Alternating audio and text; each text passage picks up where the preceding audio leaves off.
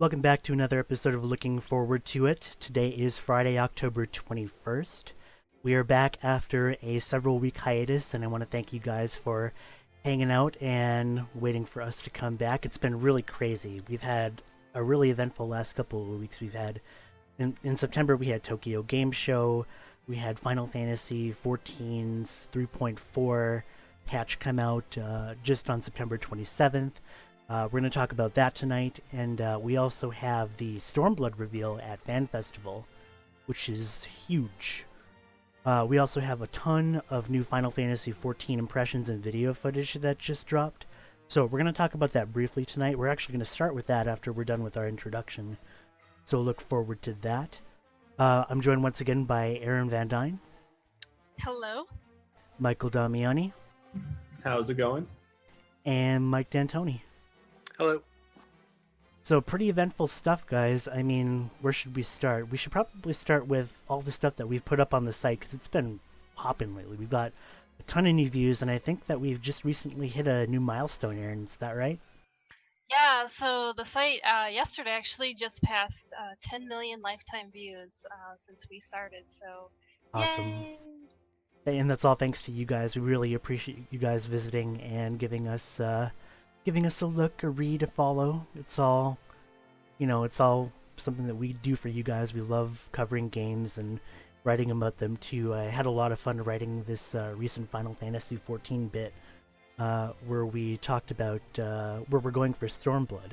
So we're going to talk about that in a bit too. But if you'd like, give that a read as well. Aaron actually reviewed Dragon Quest Builders recently. Yeah, and I had actually a lot of fun with that game as well. It kind of surprised me actually. I kind of went into it really not expecting anything, and I was like, well, I'll give it a try, and nobody else was able to review it, so it was on me, and I really ended up enjoying it, so definitely give that a read as well. Yeah, so I mean, like your background, you never really tried Minecraft, or you never really got into Minecraft. So No, I've actually never even played it at all, so. Oh my gosh.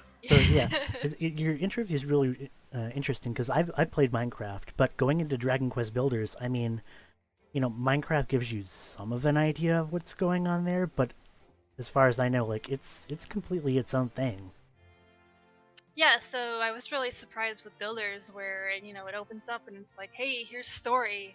Here's, what your character has to do, and you have to, like, dig yourself out of a hole, literally, to make it out into the world. And I was like, well, this is already better, like, way better than I expected. Like, when they revealed the game, I just thought it was going to be, okay, well, you just go around building things like in Minecraft, but it's actually pretty deep.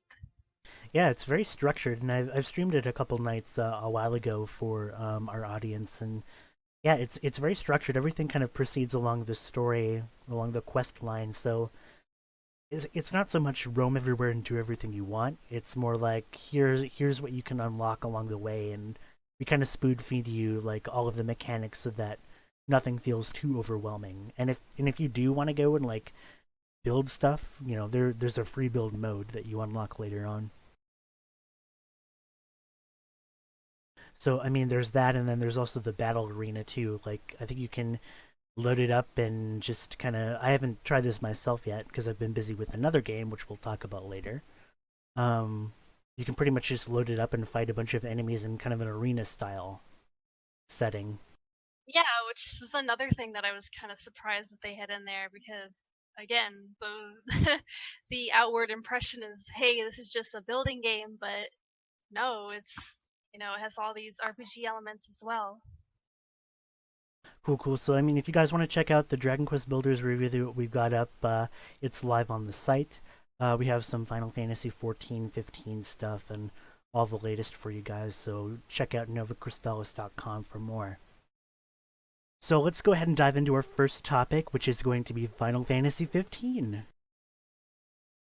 And so we had, it seems like the press got a chance to play several chapters of the game recently. It seems like they got to play chapters 2 through 4.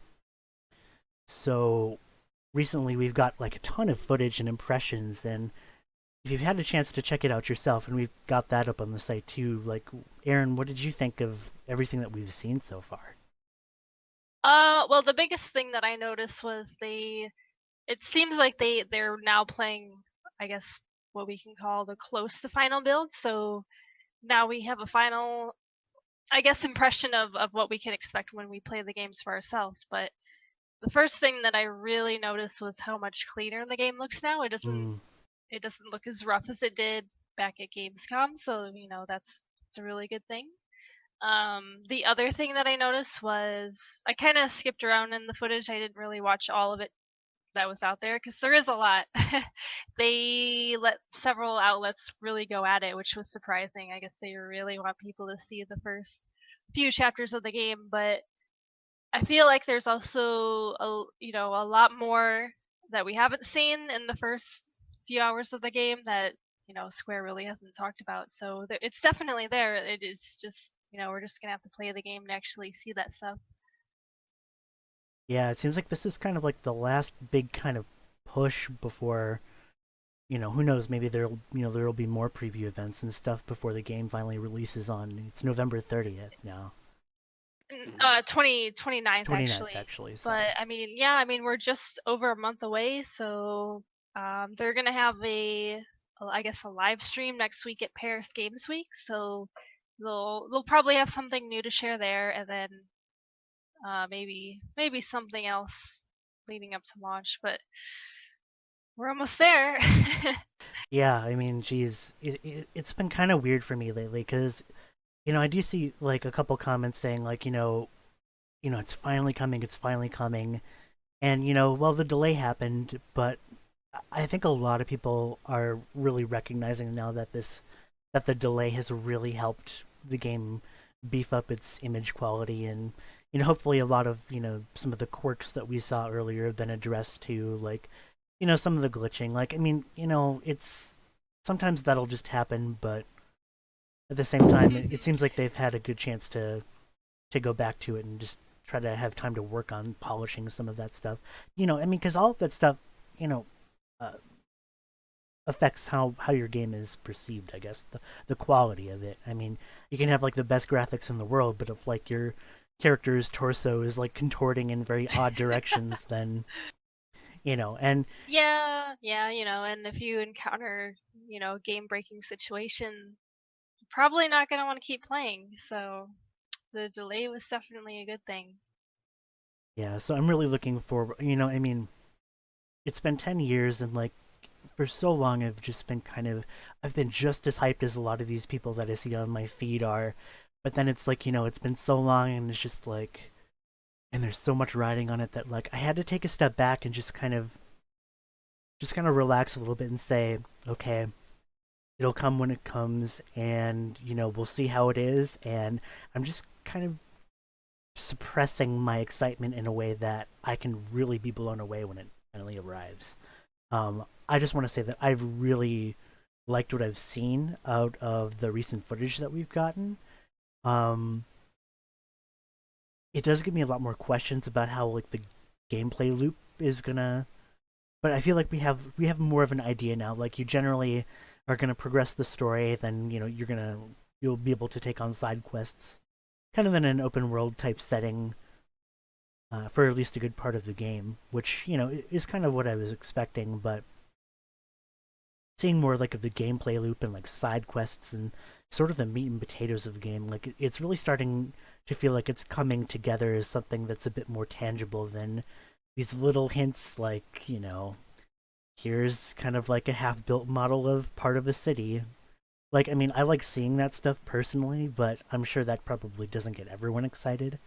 But now we're seeing the whole thing kind of getting built and coming together and finally getting polished and looking better than it was, a couple months ago, thanks to that delay. And I just want to say, like, I really think that was a good decision, and I'm happy that they made that decision to delay it a couple months because, I mean, you guys listening now, you've heard us say this before, but why would they, after 10 years, like want to release something that's you know not up to their own standards?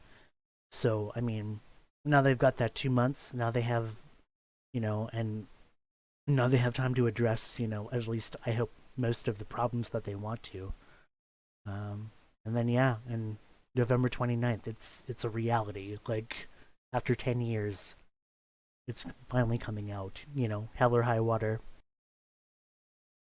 So Michael, I want to ask if you've seen some of the new footage, um let me know what you think about it, but if you haven't, in kind of like the closing month that we have now between now and Final Fantasy 15 comes out, what are you like most concerned about? What are you most excited about? Has there been something that's really grabbed you as far as I want to play this, I want to experience this, or I'm really concerned or curious about how this is going to play out? So I have not. I've officially, at the start of this month, I officially went on media blackout. Hmm. I don't want to see anything more of 15 until I get it next month. So I saw. So we knew about the previews happening. Unfortunately, we couldn't participate in the early preview build stuff because we don't have access to a proper PS4 dev unit. Okay. That was those were the conditions apparently to get the this build to do the preview.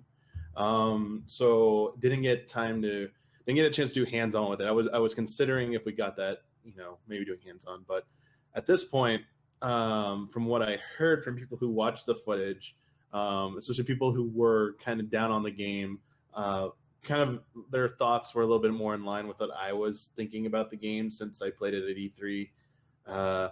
They seem to be rather impressed or satisfied on the bottom end of the spectrum with the technical and visual overhaul that the game has based on this new build. So I am a little bit less worried about that.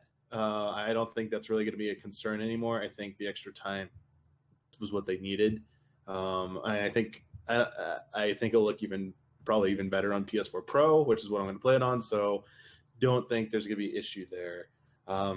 It still comes back to me for the story. I'm still have my reservations about the game's narrative. Pretty much what we've talked about in the past, based on what we saw in Kingsglaive and Right. the first 3 chapters that I got to play at E3, and everything that's come up till these previews. So that's just my concern, is the story. Is it going to satisfy me? Is it going to keep me intrigued throughout the entire journey that they have? And I'm just curious to see the whole quote unquote linear parts at the end, when they came out and said the game's going to become more focused towards the end. It's not going to be all open world throughout the whole game.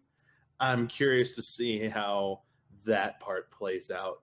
I'm expecting it to be way more focused story wise, because you're kind of in the home stretch. You're going towards the resolution of the story. But I highly doubt it's gonna suffer the same fate as Final Fantasy 13 Yeah. and be labeled like that. So it's cautiously optimistic about that part. And so yeah, just pretty much the story elements and the character development. So yeah, because you bring up something interesting about like how the structure of the game will be, like how it's going to be pretty open ended towards the beginning, but kind of narrow and be kind of a linear stretch, story driven stretch towards the end. And to me, and I know other people have brought this up, but I mean it's kind of actually how I play like an open world game. Like maybe I'll spend the first 10 or 20 hours just like trying to explore and do all this random shit, collect stuff and explore and blah blah blah. But then, as soon as that wears off, I'm like, okay, well, I'm just gonna do like a straight line towards the end. And to me, like that's okay. I mean, like to me, Final Fantasy's best storytelling moments are in these linear stretches. Like there's kind of an idea that's floated around ever since the Final Fantasy 13 days that for some reason the linearity of Final Fantasy storytelling is the problem. But I think it was so much with Final Fantasy 13 that it was, some will say the story, some will say like the lack of variety in what you're actually doing. And I think it had something to do with, well, you go forward, you watch a cutscene, then you fight a battle. You go forward, you watch a cutscene, you fight a battle. And for them, I think the people that are raising that complaint is that in previous Final Fantasies, it seems like there was, a lot more of a variety, or at least exuded the feeling that there was more variety going on. Like let's say Final Fantasy IX, for example.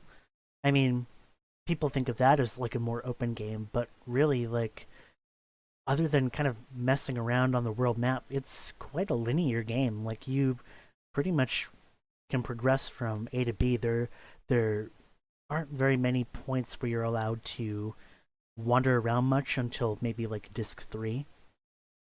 And to me it's like, but that's the thing though, in the Final Fantasy IX narrative though, there's a lot of different stuff that you do. There's like mini games that you participate in that actually build up the narrative, like the for example, the duel with Blank, like something that, has absolutely nothing to do with the primary gameplay battle system, but is something that added so much to like the story just for being there, just something interactive and fun that felt like you were really interacting with the story. And that's something I see really reflected in Final Fantasy 15. Like, I feel that they understand this part of Final Fantasy, that it's not so much that you have a battle system and everything has to be an interface through that.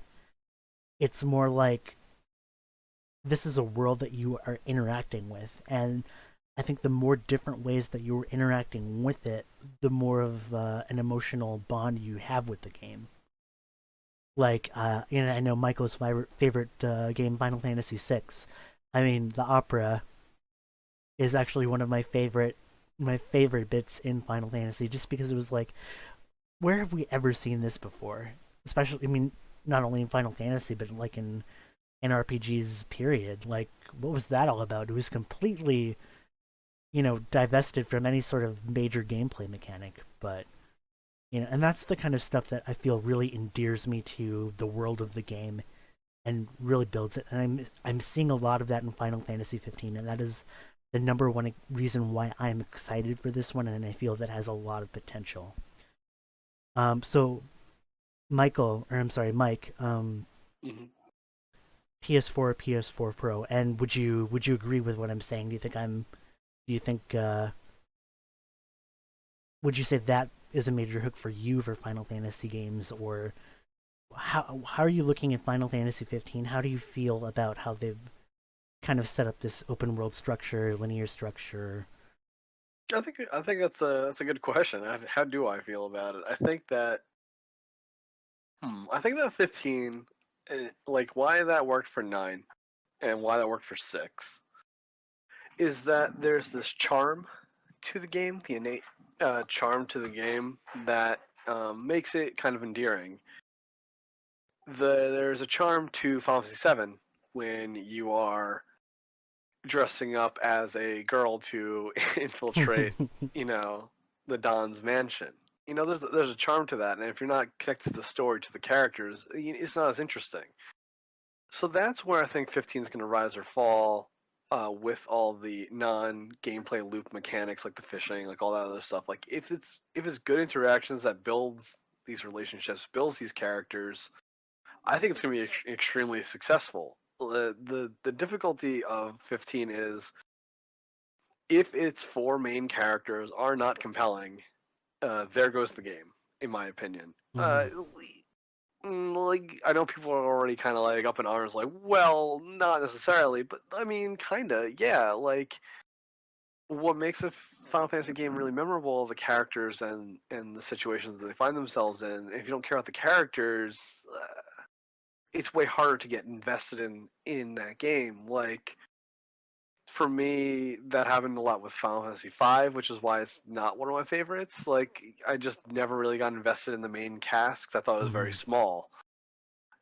That may be a problem for me in 15 as well, because in Final Fantasy V, you basically had like your four characters, and then you replace one of them with one more character, and that was it. And that kind of like it wasn't super exciting for me for some reason. Maybe it was just how young I was when I played it, but Right, and well, when you have like a huge ensemble cast that's, most of the characters have some sort of story attached to them, and some of them get, a pretty good chunk of the story devoted to them. I mean, pretty different from Final Fantasy V. I do think though that, I mean, like the way that they're presenting and how the four guys interact with each other, I do really feel that they they know what they're doing on this part. Like one of the things I've observed is like the dialogue here isn't like, well, it's not like the best, but it's I also, like cheesy things. Like well, that's I've the thing though. It's really like, liked what I've seen so far from the four characters. I personally like them. You know, that's not a problem for me, but I can see that being a problem for Final Fantasy fans in general. And speaking to, I know the game hasn't come out yet, but I'm going to say the word anyway. It's going to speak to the legacy of Final Fantasy 15 and what it's going to mean when we're 5 years removed from the game. When we're looking at 16, how we're going to look back on 15 and being like, oh man, do you remember it fondly? Do you remember it like kind of like a lead balloon, like 13 was for a lot of people? You know, mhm. how is it gonna? And I think that's gonna be really the general consensus of what these characters are and how they interact with each other. That's gonna be the crux right now. And what I wanted to touch on was it's good that the graphics have really seemed to come a long way in the time they've had to polish them and fix up all the stuff because now we can really focus on things that matter. Like Aaron was still probably very concerned about the story, and you know Mike is also concerned about the story.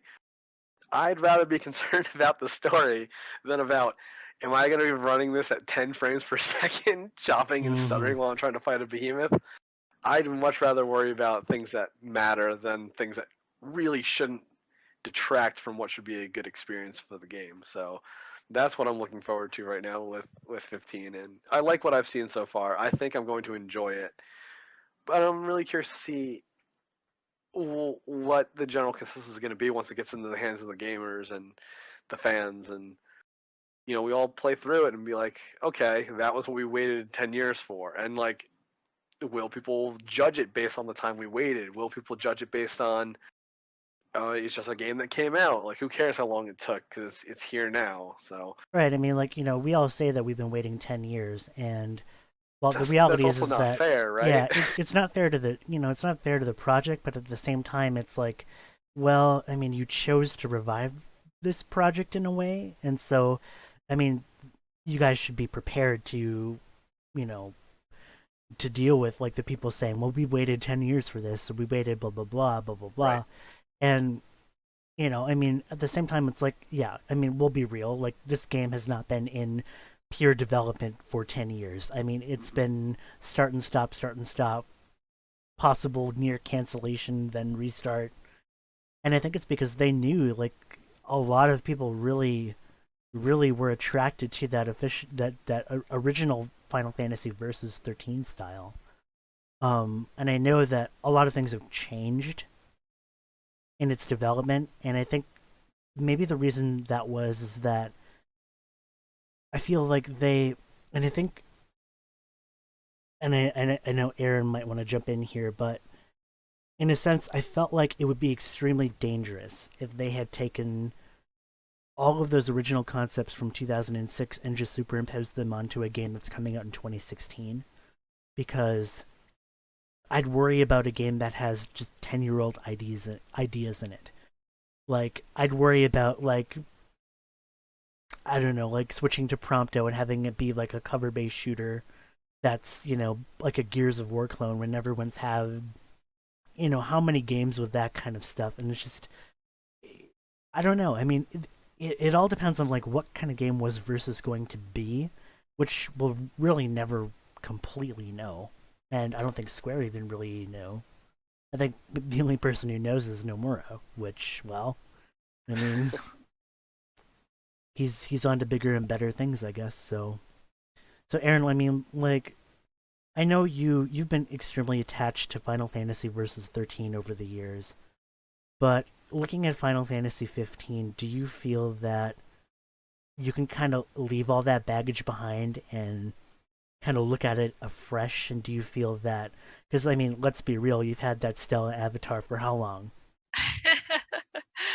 Well, I don't know. It's hard because they keep bringing it up themselves. Like Square's like, oh yeah, we were gonna do this, and then we decided not to do this, and it was in the original ideas, and they had that little bit in the movie that was Right. supposed to remind people of verses, and it's like, well, you want people to forget this stuff, but you keep Bringing And it rubbing back our up into faces the. in it. yeah, It's like, yeah. exactly. So, it kind of goes both ways, I feel a little bit. Yeah. I don't know. I mean, it's kind of weird because, like, in a way, when you have all of these kind of expectations that people had out of verses, whatever they were and however they were built, over time, and then all of this stuff, like, okay, this is going to be different. This is, it's going to be the same as we had in verses. Like, we're going to keep that engine blade. We're going to keep the warping. We're going to do this and that. I don't know. It just, I mean, I feel like that kind of automatically set them up for a bit of confusion. Well, not only that, but I feel like the fact that they never really owned it, like owned up to what they were doing early on, kind of gave this period to people to, who had been following the game for a long time to sort of sit and mull about what was happening. And if they would have just come clean from the beginning, when the director change happened, I think people wouldn't be as upset as they have been since then. Because I don't know if you remember, but for a long time they didn't want to admit that anything had changed, and they kind of dragged it out for a little bit before they finally said, oh yeah, this isn't going to be there, and we're changing this around and this and that. And it's like, well, see, now you've had all this built up frustration, and now you're just going to have to deal with it.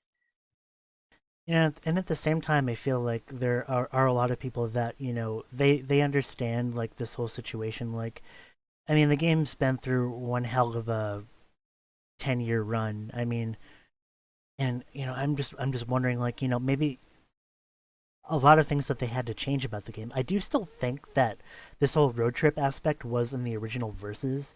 I did get Yeah, that it vibe, was. It was, and they kept that. and so to me, like, that's okay. But, like, it's I feel like I can let Versus go. Like, it was a neat concept, and it'll be interesting to see what is actually kind of carried over into Final Fantasy 15. But I I feel would like say I would say for now though, the main reason why a lot of people are, having a hard time letting go is because they just haven't shown much that really rivals what that what game they had had. built up in their head, Right. you mean? Well, I mean, not only that, but even from the trailers, I mean, there just hasn't even been anything as good as that 2013 trailer. Yeah, I mean, they haven't really come up with a huge, like, bombastic, well, trailer that Nomura cut since then. You can probably figure out why from what I just said, but yeah, I mean, I don't know. I mean, it, right now it's like the game's a month away, and I feel like all of this stuff is just it's mist. It's shrouding what the game actually is, and when we finally have it in our hands, I feel like the mist will clear, and all of a sudden we'll see the game just kind of for what it is. And I feel like we're starting to get better pictures now because of we're starting to see more substantial things. But I Yeah, I mean, remain. honestly, Square, it's basically on them to, show people that, there are cool things in the game, but they've been so focused on showing just mostly more of the same thing for almost 2 years now. So, like I said, these things kind of built up, and that's where you see all the frustration come from. So I can definitely understand why people would say, oh, this stuff doesn't look as interesting as stuff they showed in the past. Why aren't they showing us cool things? It's basically up to Square to show us the stuff, and they're not doing that. And I think that the Dusk Eye demo got kind of a mild reaction too. Yeah, well, I mean, at first I don't think so, but when they started showing the same area over and over again, and they're still showing that area even today, it's like, people want to see some new stuff. They want to see more exciting places, and we know they exist because there have been short clips of these new places. They just they just haven't shown us enough of them. I think, and to be honest, I feel like a lot of the frequency and the amount of stuff that they've shown over the last couple years now, I feel like they wanted to show fans that yes, this game is real. Yes, this game is in development. Yes, we feel that. I think after 13 especially, they felt like they needed to have more of a dialogue with the fan base. Um, and in hindsight, maybe that wasn't the best idea. And I know this is rather odd because, like, for me personally, I love seeing the behind scenes stuff, and the development stuff. Um, I'm interested in how that stuff works, but I guess when you share that to an audience who is just like, I want this game now, they probably get a little bit antsy when it comes to, like, well, we're showing off this little video that has a little frog in it, or this video that has, I mean, to me, I feel like I'm in a place where I'm a bit torn, where I feel like they had their hearts in a good place, trying to have a more of a dialogue with their fans, but I feel that, and maybe this will work out positively or negatively in their favor. I mean, like, all it's done is make people more antsy and more excited for, like, the next big thing, but at the same time, you hear a lot of the frustrations, like, why can't they just show us something actually substantive? And I guess I don't know. I mean, I don't know how to parse it. Like, I don't really know anything about the PR game, but at this point, it's like, what could they have done differently? I don't know. I guess probably cut down on the numbers of those presentations that they had, but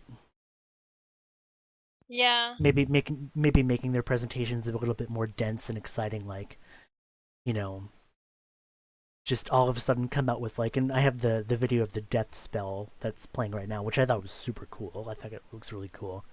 Maybe just, like, open up something with that and be like, yeah, I look forward to it, and just kind of hint and tease. And but I mean, you and I, we've done this for a while, and we remember the era of Square Enix trailers and stuff where they would come out with a trailer every 6 months, and it would just give you just a bit more, but you were still super excited. And I Yeah, feel I like, actually kind of miss those days. see, like, to be honest, like, I hated it almost in a way, but now looking back on it, it's like, well, they know how to cut trailers, and I don't know, it was I mean, just they like still they the still are doing this for some games like Kingdom Hearts 3, right. Final And Fantasy 7 remake. mhm. And see, like, I guess it's part of that mystery, and Yes. whether the mystery turns out to be good or bad. Like, because 13 kind of had this similar approach. Like, I mean, we didn't really see much of, like, the battle system till like way later on. Like, other than that Fako one that we got way back in, like, 2006. Yeah, um, they didn't. Well, they had that demo in what was it, like April 2009, and then they mhm. released it the same year. So But yeah, I mean, Final Fantasy 15, we are like in the home stretch, and I'm really, really excited to finally get my hands on the game and just really finally be at peace. I feel like a chapter of my life is almost like done with. Because I mean, like, it's been 10 years. Like, we were all, God, I'm 30 now. And so I was 20 when I watched that trailer for the Versa trailer.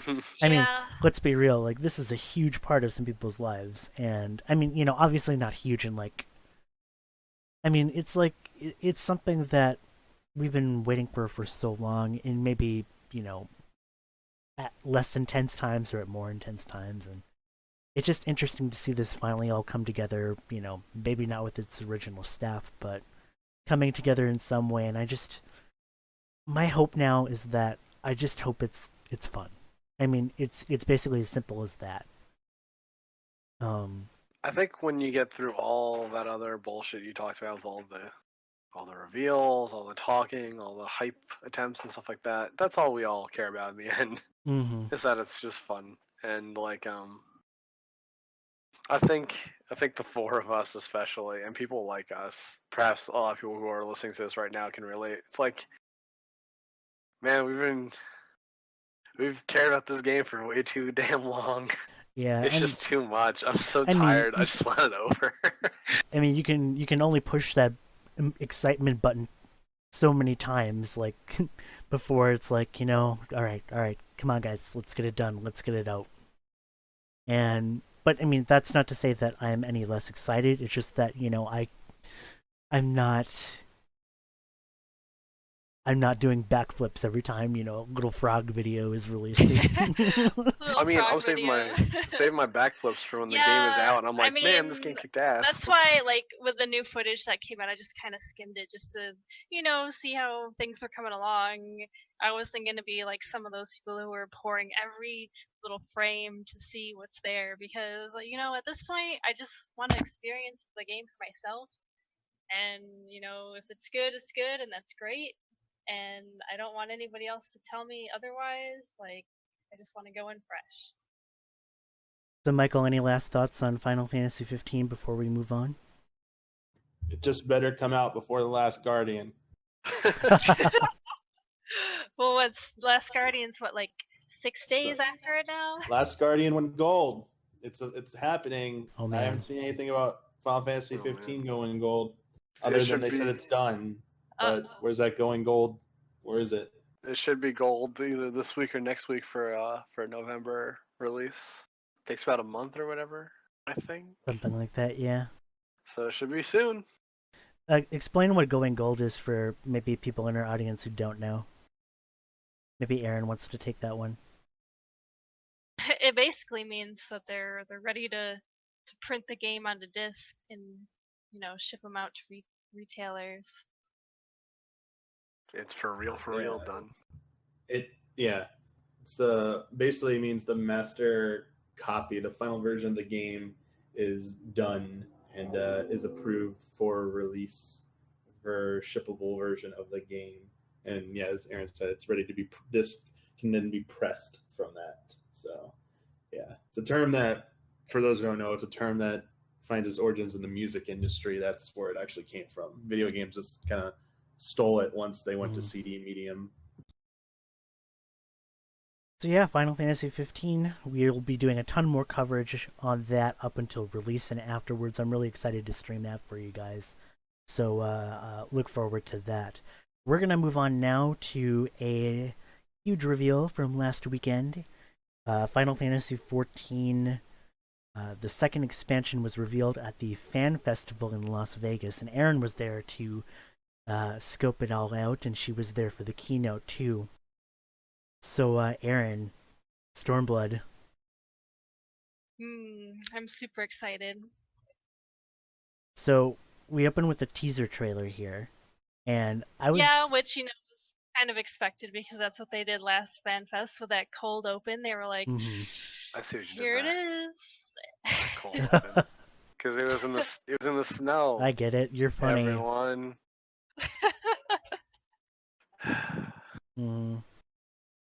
So yeah.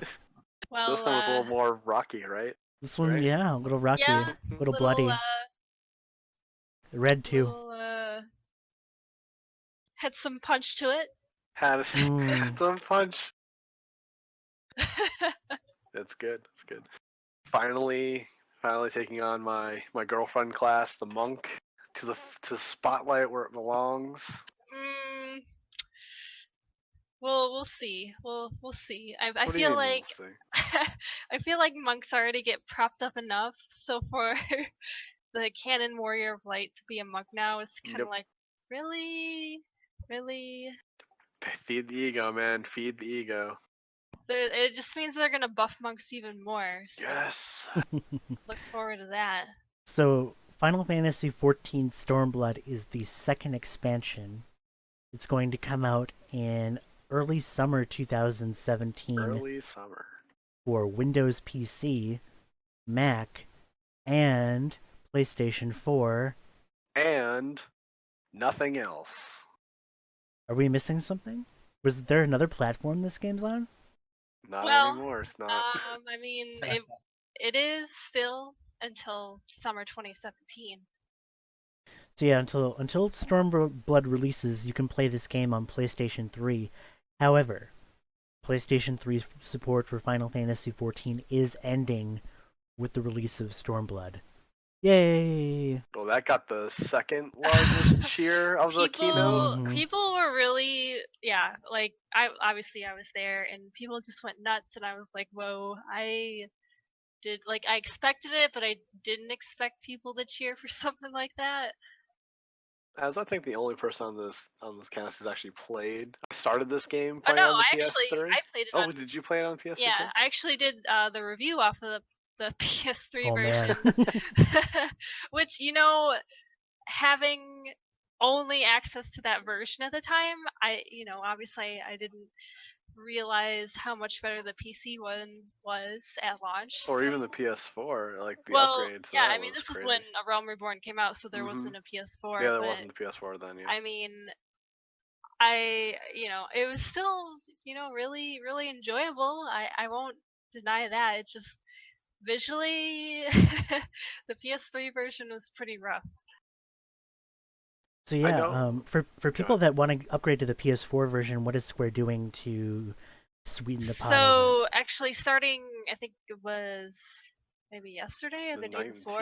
19th, I Yeah. think it was. And going through December 2017, you can upgrade from the PS3 version to the PS4 version for free, and they're giving you 14 days of free sub time when you do that. All you need to do is buy a PS4, and you're good to go. Well, how much are PS4 PS4? Pro. Oh, PS4 Pro. Well, I think PS4 is $299 now, so I Something mean, Yeah. around there, yeah. it's not too expensive, and I'm sure there will be Black Friday deals or so. hmm So I actually want to mention that PS3 support's going to be going bye-bye too, but it looks like a lot of the lower end PC and like they're going to be ending support for that as well. Well, not ending support, but just it's going to run like a potato basically. And Yeah, they like Yoshiki basically, was like, yeah, please upgrade to a 64-bit operating system, please. yeah. So what do you guys think about kind of 14 taking the next step, I guess? I feel like if they're dropping PS3 and they're, bumping up the minimum requirements on PC, I feel like they really, really want to go the extra mile with the new zones and everything. And Feels kind of like they're getting a budget. yeah, I would certainly that's hope the true so. hypening.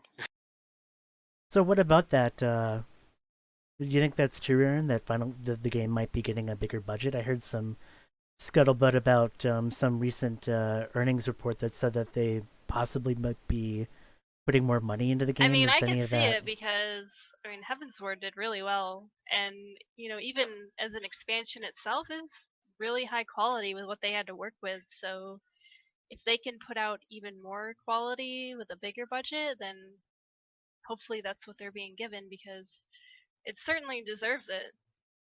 I'm kind of interested to see what this team is capable of without having that kind of hardware limitation. I know people are instantly going to say PS4 limitations now is going to be the new joke in 14 circle. Well, I mean, they still have to cater to some computers that aren't as good as a PS4 though. So I mean, there is that too. I remember when I went from the PS4 to finally to the PC version that the jump was not as significant as I anticipated it being. Where the PS4 version almost looks exactly like the PC version, It's aside from very obviously close. Yeah. load times Yeah, and other things like it's that. pretty It's close. very impressive. I was very impressed. Like the PS3 to PS4, that was a significant difference, but Shout it out, wasn't as big of a jump from there to PC. shout out to Drama. Get yourself a PS4. You That won't is regret it. that's been the only Free Company joke going on since the announcement. Is So she's still on PS3? she is, yes. Oh man. As far as we are aware, but she has confirmed. You know I'm what? I announcing gotta it give it now. to her though for being so strong-willed that she stayed on PS3. Yeah, it's time. Strong-willed and It's time for PS4 Drama. We're having an intervention right now on stream. oh, she's ready for it too. You think she's gonna let Persona 5 go by without that? Come on. Mm. So yeah, Stormblood is finally announced. So There's a lot of cool stuff that they announced, but I wish we got more information. But I guess they're saving that for mhm. Yeah, I Japanese think I Fan feel like Fest. that was my one disappointment with the keynote is they're like, hey, new jobs, hey, new zones, hey, new stuff. But Details, none of those. yeah, we're not going to go into it quite yet. And, it's disappointing because at the first Fan Fest, we actually did get a little more information. Like, if I remember, they did reveal Alexander, they revealed the new Floating primals. continent or Yeah, Yeah. we got Azaslav. really nothing out of this keynote. I was actually a little disappointed. I think when I sum up all my feelings. Yeah, Yeah. I mean, like I said, I feel like they could have maybe added a few things in there just to be like, this is the new primal that we're adding, or this is what the new high-end raid's gonna be. But they were like, oh no, we can't say anything. But Yoshi P he has not let me down yet, and I don't anticipate him doing so with this expansion either. So I am very comfortable with it. I feel like he's borrowed enough credit for you to give him the benefit of the doubt that there's going to be a lot of good stuff coming. Oh, he's earned it. He's earned it. He really has. And people outside of the 14 sphere of knowledge will hopefully soon understand that this guy is doing a lot. He's doing a lot of good stuff right now. It's very promising. Yeah, I mean, I have a lot of respect for the dude because he, like, not only did he just completely rescue the game, and I know we're treading on all this old water, but I mean, not only No, did man, he, that guy deserves so many props. More like we could devote an entire podcast to how Yoshi P has saved this game and almost saved the company. You could kind of argue. Oh, Mhm. people are not going to like that, but it's true. So get over it. I mean, all these little console single player only babies who, Whoa, whoa, whoa! I didn't call them babies. How dare you? it's okay, they stopped listening when we stopped talking about 15 anyway. Oh boy. No, we I love you I guys. feel like just being at FanFest and watching Yoshi P, you really get that sense of, yeah, this guy really cares, and he's worked hard to get things to where they are today, and seeing all the fans appreciate that too. It's like, yeah, you know things have come a long way. I mean, and that's not to say Final Fantasy XIV doesn't have its own problems, but at the same time, I feel like he's someone who can genuinely convey to people, like, if there's something that we can't do, here's why, or here's how we're gonna fix it, or He was really let's. honest during that question and answer panel too. He was Mm, like, "I'd like to do this, but like, we can't, or let's these be people are gonna real. kill me if I suggest like this and that and the other thing." Like, Oh man, my favorite was when when he started roasting Koji about the dueling circle. that was so funny. That was great. So yeah, let's talk about the story a bit because we didn't get too much story, but there's a lot that we can draw out of this teaser trailer. They went on like later in the keynote to explain more of the setup and what we're doing. But in this teaser trailer, we see the Warrior of Light in his new monk attire, And his dreads or braided hair. side braid kind of thing. Did you see the pictures of people posting the Warrior of Light from I think it was maybe it was 1.0, Mm-hmm. 1.0 Warrior of Light compared to now what's going to be 4.0 Warrior of Light and How how much much he's he's grown? aged. Yeah, It's crazy. It's yeah. amazing. Maybe he'll have like white hair in 5.0, like streaks of white Oh hair. man, he's he's seen some shit. Yeah. sure has. You see, he's got all these scars now. Oh he man, All these he retainers full of definitely gear. looks a bit grizzled, and I love it. he's I love it too. kind of aged a bit from A Realm Reborn. Even from Heaven's Ward, like he's not that fresh faced dragoon anymore. He's fallen off too Rough many and tumble platforms. Too many times fallen off a Titan. No, it's because they finally got rid of PS3 limitations. Oh, Oh yeah. So yeah, we're going to Alamigo, guys. going to Alamigo. And there's a lot of cool stuff in Alamigo. People think it's like kind of like a desert place because they think of Little Alamigo, but not so much the case. it seems. And they've been, we've known about Alamigo as a place since forever, it feels like. Yeah, there's even concept artwork with 1.0 and a Realm Reborn of El Amigo.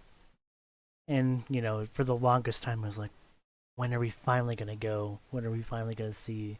Because it's kind of like that last... El Amigo is pretty much like the last place in Eorzea before, we actually move on.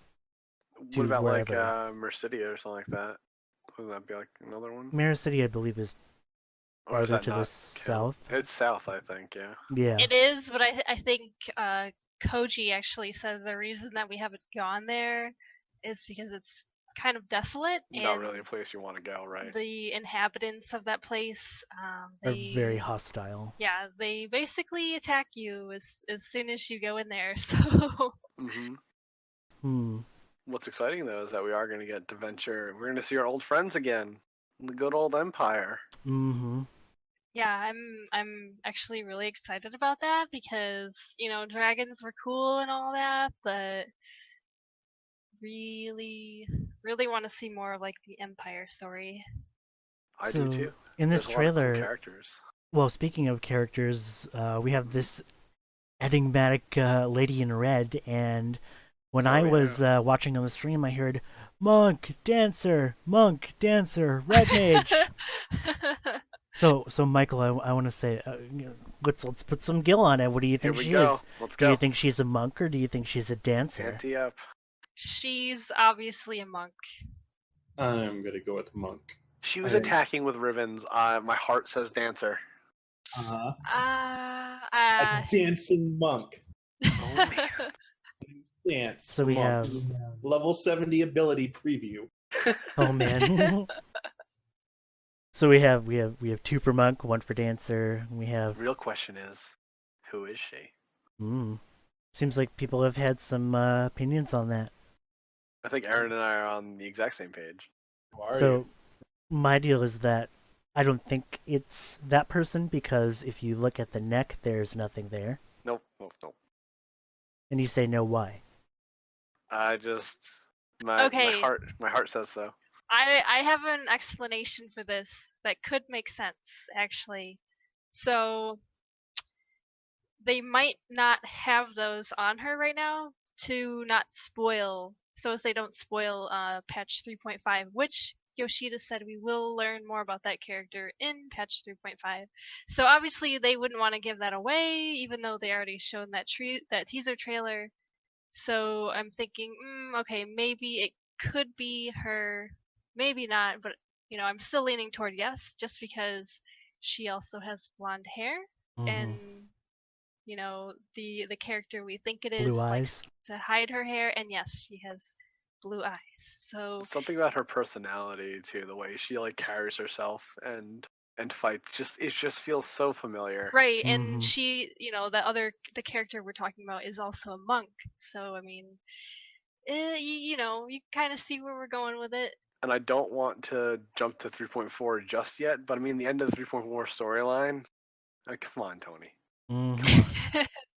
Well, yeah. We'll see. So obvious she's gonna have a big role in Alamigo. She is, but I don't think that she's the lady in red.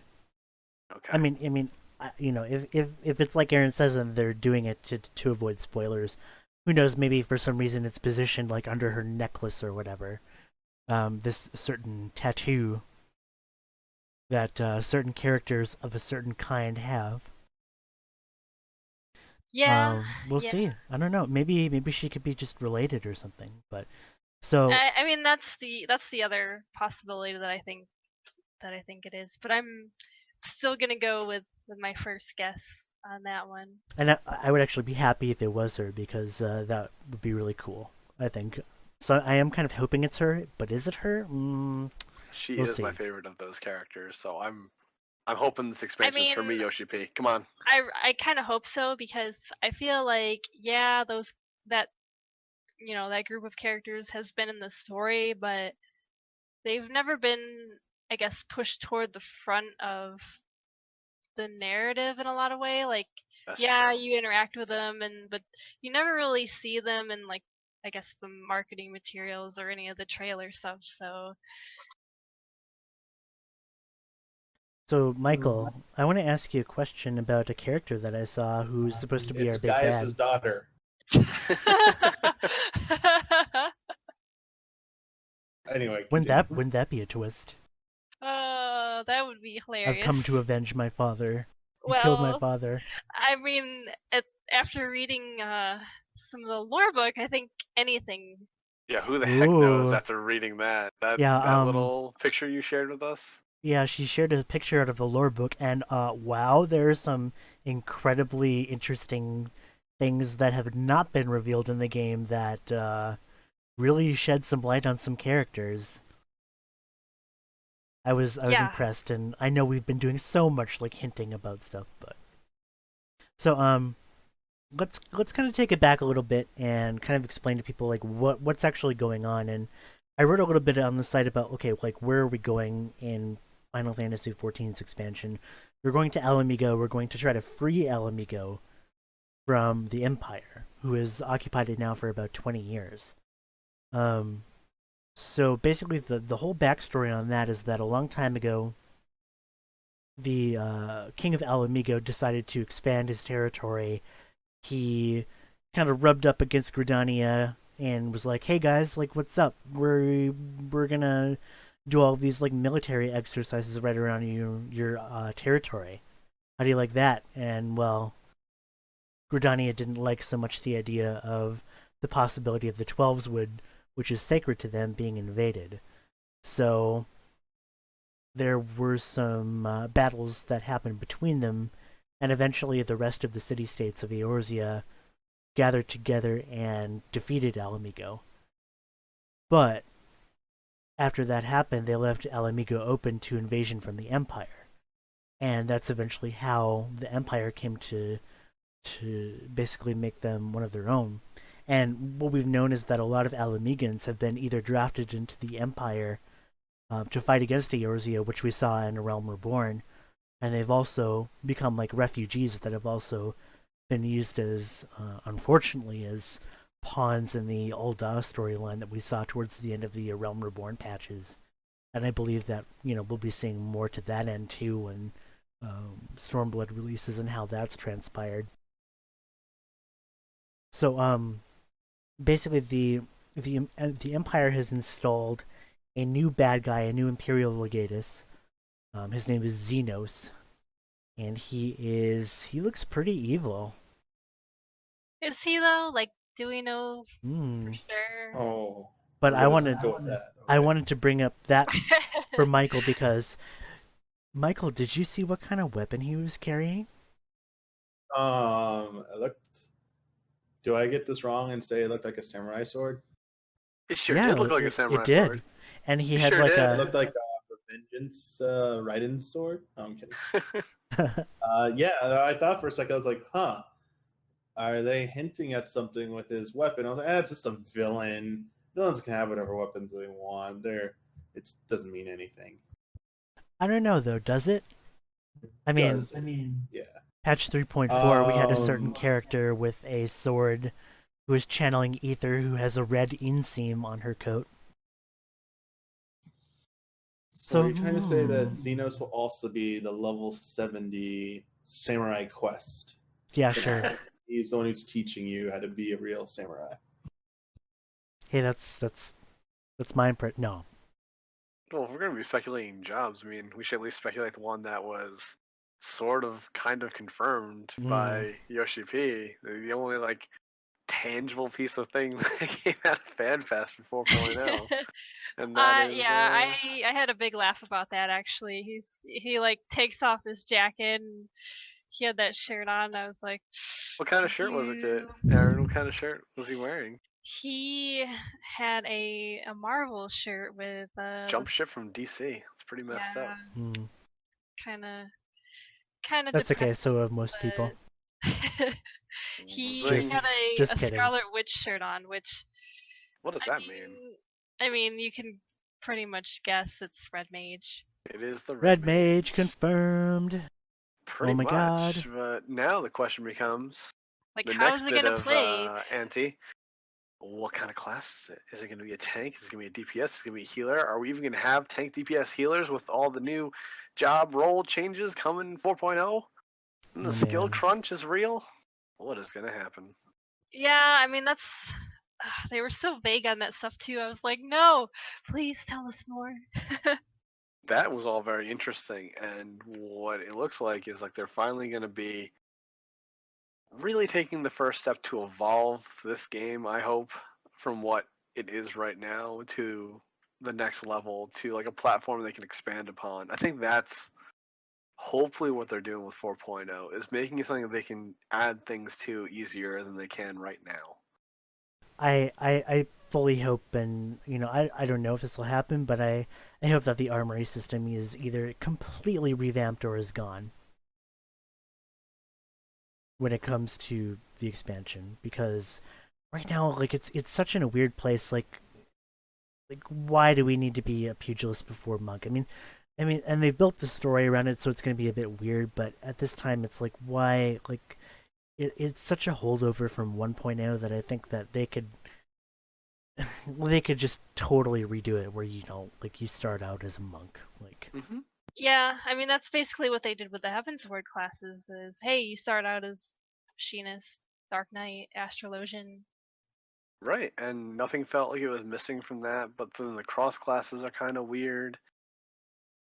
Where's my second wind, Well, I Yoshi think P? yeah, Where's my I mean second wind? honestly, from what he said, it sounds like they're gonna kind of address that with some of the new skills, hopefully. So like you said, hopefully machinists will have a self heal ability of their own.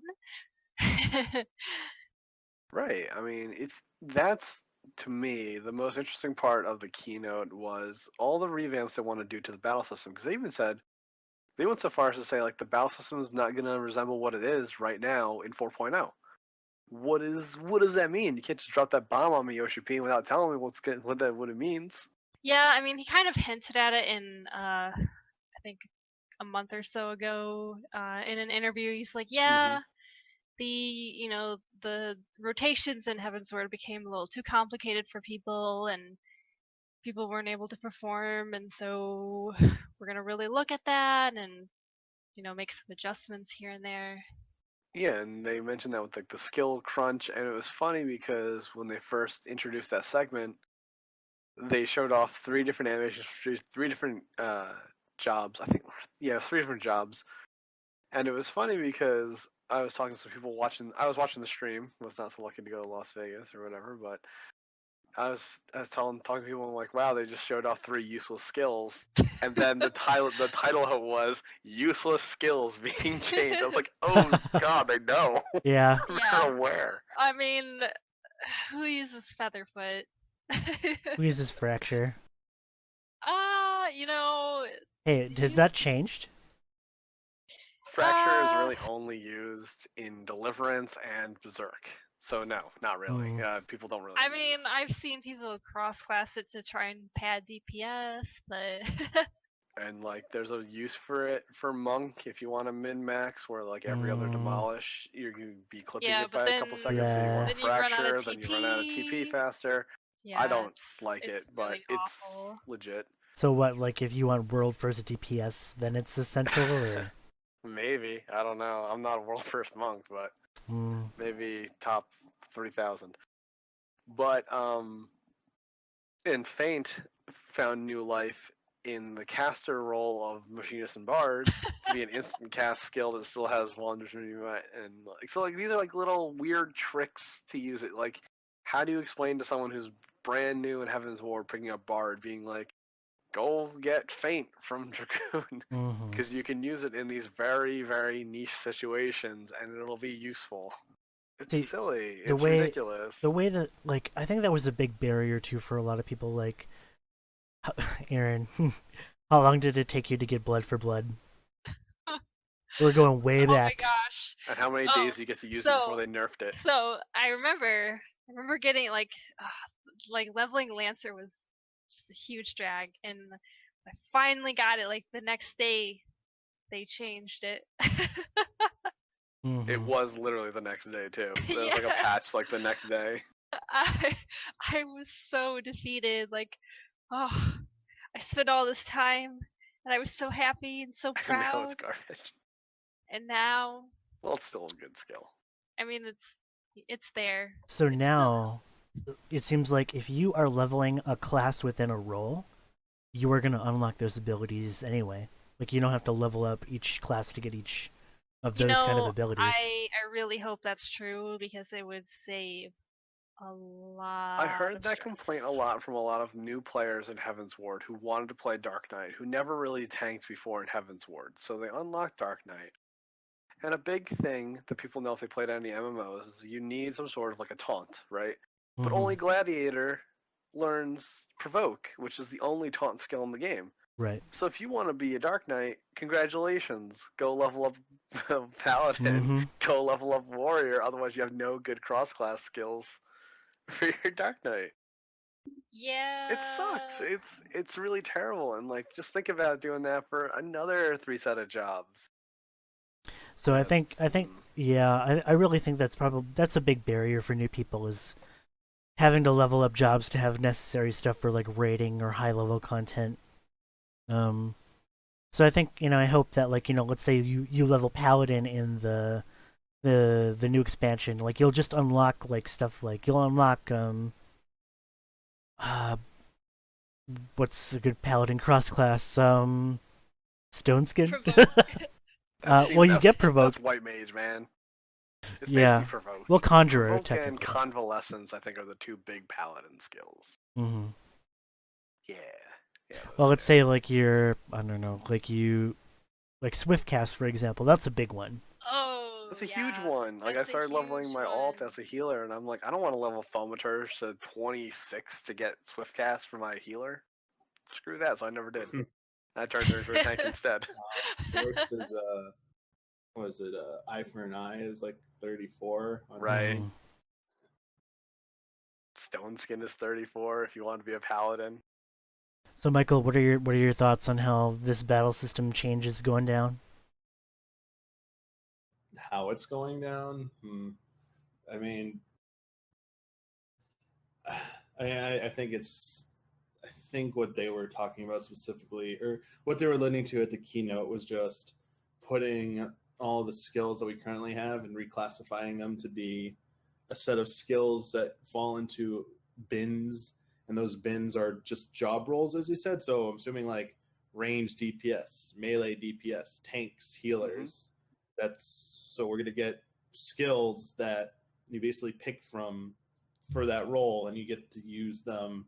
And I assume they'll keep some specific job ones unique to classes. Like, I don't think all 3 healers are going to be able to get something like Benediction. Like, hey, you could pick Benediction, but now you can't like pick this. I think there'll be too many skills to pick from in general that you can't have them all possibly. But I think it's going to be a little bit. I think it's going to be streamlined in the fact that a lot of skills are just going to get renamed to be simplified. Like, I think skills that have 3 different names across 3 different jobs that basically do the same thing are just going to get like either one brand new name, or they're going to pick the name that's most common. And the easiest one I keep saying is like the healing classes. I think they're just going to make the basic healing spells called cures, and all 3 are just going to pick from cures. So it's like you can have cure 1 and cure 2 on on your cure 1 on all 3 of them. Now you don't need to like cross class it. You don't need to do anything extra to get it. It's just available when you hit level 5 or whatever. Or it's level 1 for like White Mage, but like I bet level 1 like you all get cure now or something like that. But obviously you don't start level 1 as Astro. So I mean, that'll be interesting to see like what they do, because are they also going to start jobs at everyone at 30 or something, and like, hey, we're just going to speed things up and everyone starts at 30 as well, because all the new jobs always start at a higher level. But then does that like screw things up? And then are they going to outright kill base classes in favor of just everyone having their job role, which would be great because the Arcanist problem would be solved. You would no longer have Scholar and Summoner having to worry about their point distribution. But at the same time, that kind of then would allude to a lot of tweaking need to be done in the Realm Reborn content, especially the job quests, right, and how that works. Like, they'd have to do spend a decent amount of time tweaking that over, and they have to be careful, in my opinion, for new players that it does need to be like simplified, because the biggest problem I felt of the new jobs jumping in the Heavens Ward, if you are a brand new player and you somehow rushed into Heavens Ward or had someone play for you to get to Heavens I've Ward, seen a lot of people come in and they were basically still brand new into Heaven's Ward and pick one of the new jobs. So it did happen. Yeah. Okay. Then there you go. There's evidence that it exists, and you don't have that natural progression to 30 where you gained a new ability one at a time. You really learned what they did. It wasn't very complicated, but you got used to it was building blocks leading up to more complicated stuff. So unless they really simplify things where there's like you could jump in at like a level 30, 40, or 50, and here's like 20 different skills, like, it's very easy. Like, it's not like, come on, like, and multiple classes use the same thing. So you could switch between the classes and you pretty much know the basics of all of them. There's a few specialties between them. I don't know. But if they're going to get rid of if they're going to reduce it so you don't need a base job or base class anymore, I think that requires a little bit more reworking than people think. But I personally am for it. I would totally be down for them to get rid of that. Would be so nice.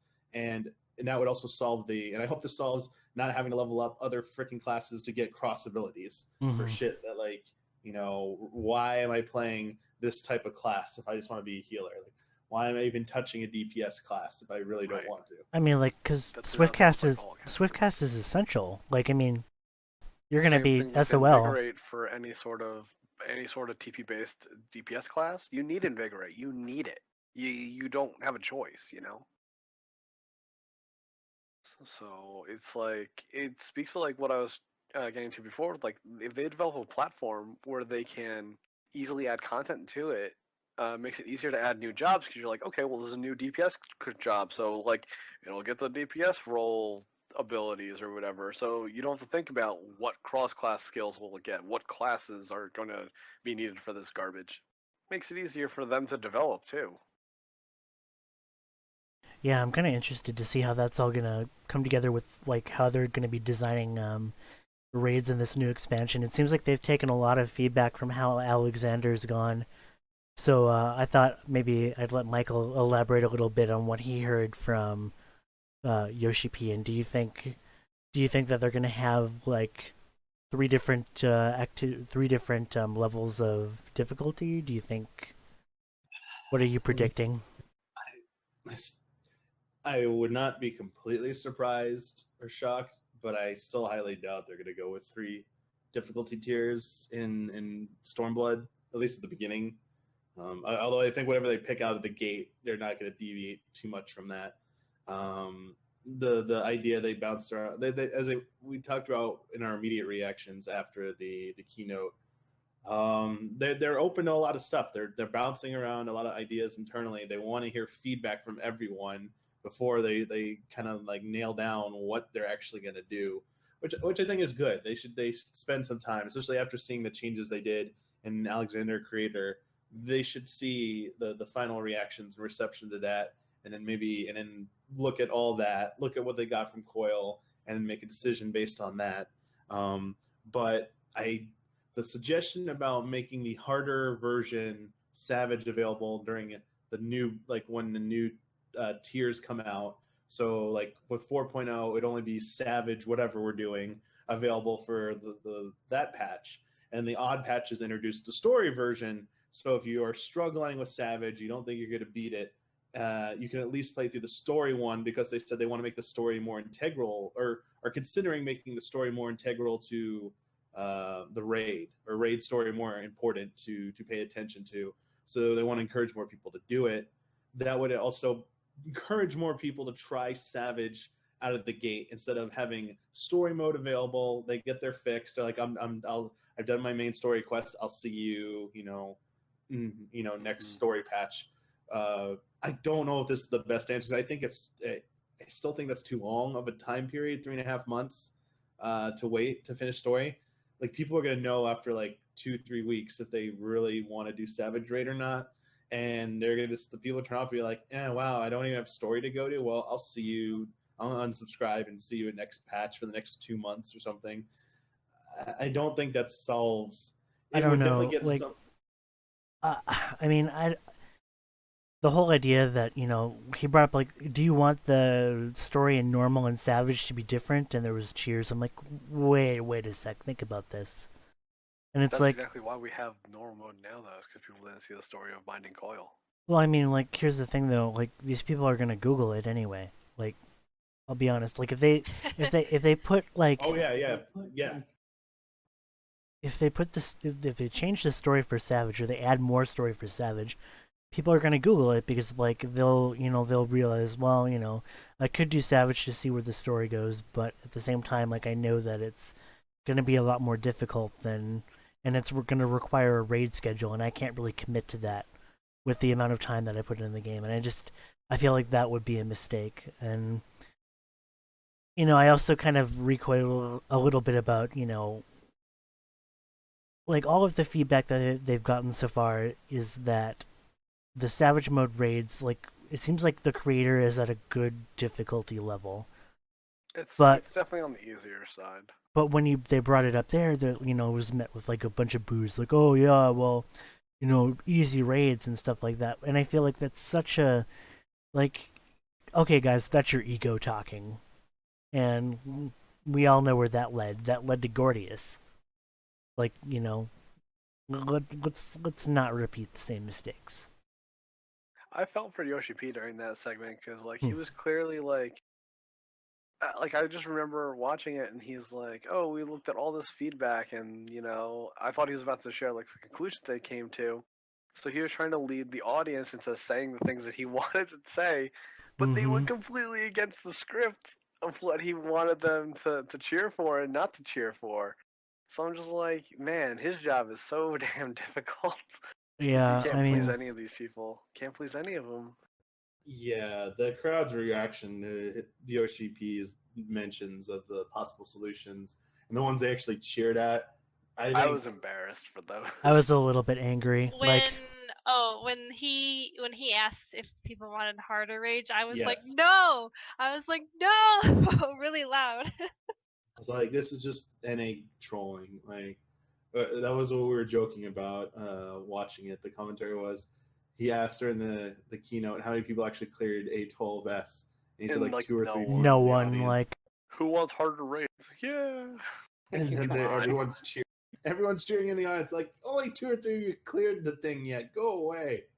I bet even half of you haven't even touched, like, Savage. Probably Well, not. there was an interview that came out after FanFest with the World First Group. One of the Japanese magazines had interviewed them, and the Japanese user comments were actually pretty hopeful, in in what they thought about the current raid. And they're actually, a lot of them said, hey, I like this difficulty, please keep it that way. I almost quit during Gordius, but I hung on, and now I really like the creator. So hopefully they see, they're looking at those type of comments too, and they're like, okay, people are actually getting through this content. And I mean, even on our own server on Ultros, even just looking at the party finder, people, I saw an A11 Savage party finder earlier, so I mean that alone I think says a lot. I know people who really wanted to get into raiding and were telling me, leading into Korea, they really wanted to get into raiding. And now one of them is actually, they actually talked to me in Linkshell while we're doing this podcast right now. And she's in A10 right now, and that's great for someone who never raided before and now able to clear a turn, making progress on the next one. And that is what I think is really important to revitalize the raid scene right now. Is like, it needs to be around this level. This is a little bit, I think, easier than Final Coil, but that's okay, because we're gonna have like several months of this content, so there's so much time to like teach people how to do this raid and like have people can get to experience what a savage mode raid could be like in 4.0. Maybe you can revitalize a little bit of the raid scene and get people more interested in doing this slightly harder content. I mean, the creator is going to be around for a while. Long So time. I mean, right now is a good time to really, invest the time and to see if you think rating is really kind of your cup of tea. I mean, I think there are with a lot of people who are actually are completing it and getting in there and having fun with it that really were kind of left out of the previous raid tiers, even within our own free company, Mhm. and that's really positive, I think. And I think between the three of us we're all working on 12 right now. Me as of yesterday, but I think like what about like a little unofficial poll right now? Like, is this better than Midas and Gordius so far? What do you guys think, Mike and Aaron? Yeah, I mean, I'm definitely having a lot more fun, and I think it speaks a lot that these fights are something that I'd love to go back into, even without my raid group, like, just to help people, and that's definitely not something I felt during Midas and Gordius. It was like, oh, we're in here. Oh, okay, I'm It's good. pain, it's suffering the whole time. Yeah, I like people would want ask for help in Midas, and I'd be like, maybe. So, little confession time. So in like the quote unquote green room, before we start discussing things or we go live recording this, we do talk a lot about how the raid life is going in Final Fantasy 14, and this year, guys, like it's just something I noticed quite a bit is that you guys seem stressed out about it Gordius and it Midas. was super stressful just because of the time investment. It was And the margin really. of error, Oh yeah. it was like a needle. It's like razor thin for people who aren't, world first groups, and we are. None of us are close to that. No, We're better than no. most, maybe question mark, but like at least on ultras, maybe. um, I love you, ultras. I'm sorry. Big fish in a small pond. Is that what you're trying to say? I mean, Absolutely not. it the way that those fights were designed were like, you really need to spend a ton of time in there, and people just a lot of people just don't have that kind of time, and they were way too unforgiving. But now, like in the creator, I feel like they've got a good balance. Mechanics aren't, some of them are challenging, especially once you get to 11 and 12, but I mean, they're not challenging to the point where you're going to be smacking your head on a wall trying to get past this one thing for weeks and weeks. And what's great is that people are clearing it. If like the max, the max gear level right now is set to 270, and basically everyone who is running it right now, like I got my second drop of Alexander, and I'm at 253 on my machinist now, and we're on 12. So like, there's another 17, something like that, eye levels to go. So it's just gonna make these fights even easier to get through. But the fun and the difficulty of the raid is gonna come from clearing it as fast as you can, seeing how low your gear can be that you can get through it. Because by the end of the patch cycle, it should be a lot easier because your stats are going to be naturally higher with the more gear you collect, even via tomes. When the 24-man raid comes out, and like the upgraded items are going to be available, maybe via hunts or whatever, it's going to be more manageable as the time marches on. So we kind of get everything right now. I feel you get the difficulty that we want. Like, I still want to be challenged. I don't want to just be face Yeah, roll. and I mean, like, yeah, 9 and 10 were pretty easy, but 11 was a little more challenging, A and little bit, yeah. 12 is certainly challenging. I mean, it's not like a super face roll or anything. Like, And as our gear goes higher, it's gonna become easier and easier right now. Like, I've only bought like what, the earring and the weapon so far. right, and I feel like being able to clear this stuff so early just means we're not going to be going up to the wire again, like what happened with Gordius and Midas, where like Gordius we had 2 months before the new tier, so Mhm. a decent amount of time, but still we only were able to get 8 clears, which was kind of disappointing. And then with Midas, we only had 1 clear, so it was like, well, I didn't get anything out of there. So yeah, speaking of challenging content, seems like we've got a challenger to raids as far as difficulty goes coming up soon. So I'm gonna take this opportunity to switch over to the most recent Final Fantasy XIV patch that came out on September 27th, which is Soul Surrender. So apparently in patch 3.45, which is coming out when, Aaron? November 1st, not November 11th. It was apparently a mistake on their website that they've since corrected. It's November 1st. So on November 1st, we're going to get an update to Palace of the Dead, and we are going to get floors 50 through 200. And from what my ears heard is that Yoshipi's like, hey, like, this is going to be really hard, like, almost raid level hard, like savage raid level hard. So if you're looking for something else to do that's really challenging, he's like, go do this. So I want to ask Michael, like, from what you saw, what they revealed in the Palace of the Dead, it looks like they're going to have quite a big update. And it seems like we're seeing more of these features that they've recently revealed, like the job-specific ranking board. And what else? Yeah, just like a ton of new floors, and apparently it's going to be brutal. Like, you look the wrong way, and you're going to die.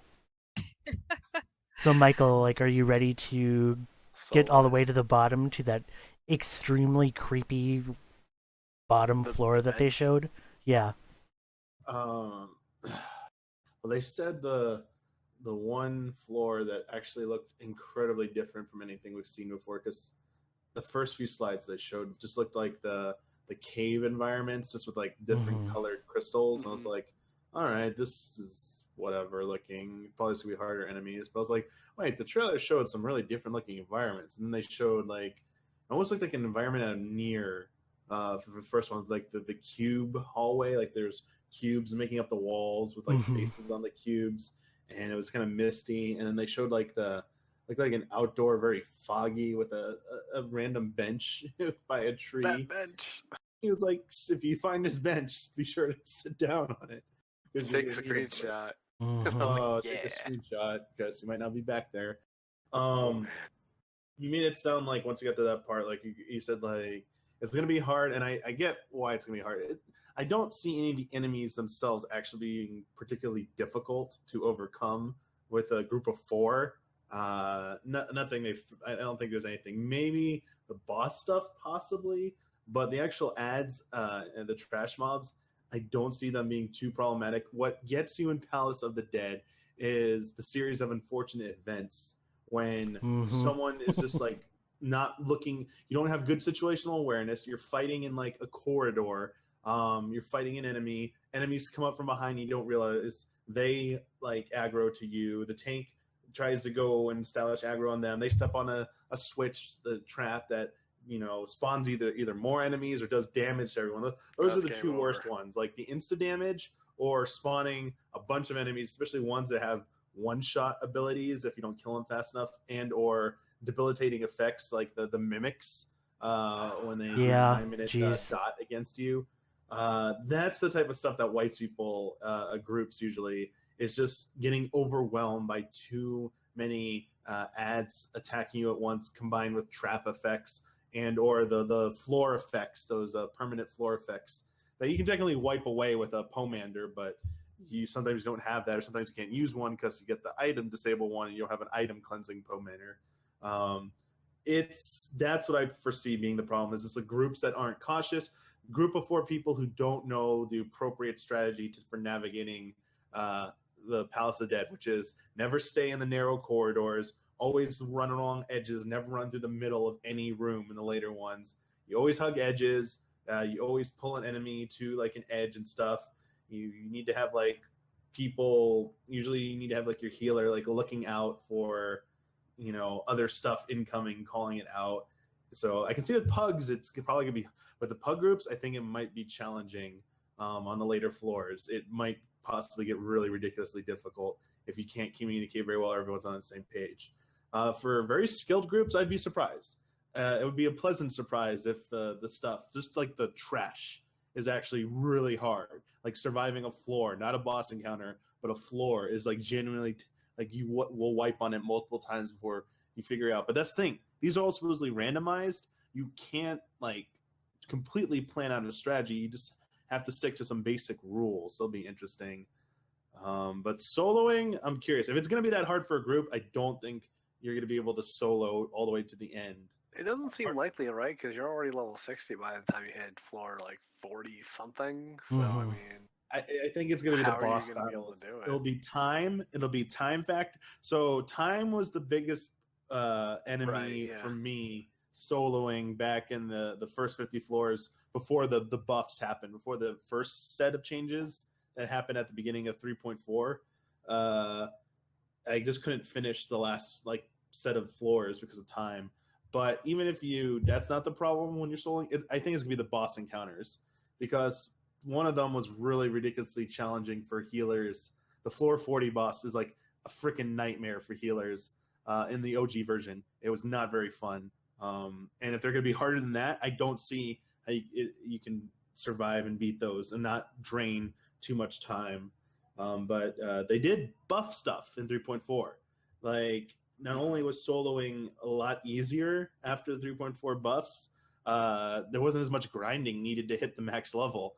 Like, I hit it way sooner than I thought and did not have a problem. So it was a welcomed addition. But I think that's what he meant by seeing like the leaderboards. It's just to see how far you can get into the dungeon, the Palace of the Dead. I don't think they expect anyone to complete all 200 floors solo, but We'll see. Who knows? yeah, we'll see. It's been proven. We'll be waiting to be proven wrong that world first, someone does it solo. So, Mike, I noticed there's a little bit of Tactics Ogre going on here. Oh man, a Tactics Ogre. Well, we've had like references in the past, like with that Valerian gear, right? Yeah, but Yoshi P came out and said like, was it Yoshi P who said that he aspires to make a game as good as Tactics Ogre? I was like, oh man, such good taste. Indeed, Tactics Ogre, Let Us Cling Together. I would highly recommend that game. So good. It is extremely good. Never finished it, but I love it. It's like Final Fantasy Tactics people put as their top SRPG, but I don't know. I would possibly put Tactics Ogre over that. I say why choose? They're both fantastic. Oh yeah, I play both for sure, but well, we'll let them decide for more themselves. Tactics Ogre is more good for me. I'm all about it. I'm fine with it. Yeah, that eye level 160 gear, the dungeon gear when 3.0 dropped, that was all Valerian. Tactics Ogre inspired. I still have my my machinist robe for that. Not robe, but like weird So metal stuff. patch 3.4, and we'll kind of take a different approach to this when we were talking with regard to the Stormblood stuff. But Aaron, we got to talk about the story. There was some major stuff that went down in patch 3.4 story, and I was really surprised because I thought it was going to be one of these really weird in-between patches where, like, okay, so they're kind of winding down all this Dragon Song War stuff, and they're going to slowly kind of wind up all this expansion stuff. But no, like, feels like right away. And all the time. They made me care about the Warriors of Darkness. And something that I never thought was going to happen. I was like, oh, these guys, they're just causing trouble. Gonna have to deal with them at some point. But no, like, once you learn, like, what's really going on, it's like, whoa. It's pretty heavy. Well, I mean, it does start off on a light note with our little mandate with Emmerich, which was really fun. Yeah, I was hitting the screenshot button like every couple seconds. Oh my god. Oh, it was so cute. I know so many girls in this game who are just very excited over Emmerich. I get it. He's very charming. I like him a lot too. But yes, come on. And handsome. He's a giraffe though. He is, but oh, man. he's like the best looking one. Well, after one of them, it's a little too holy for my taste now. So. Oh boy. I miss that guy. Oh, did you see the shrine at FanFest? Oh, it was so cute. I did. I loved it. It was so good. I did. I have some personal pictures of it as well, but yeah.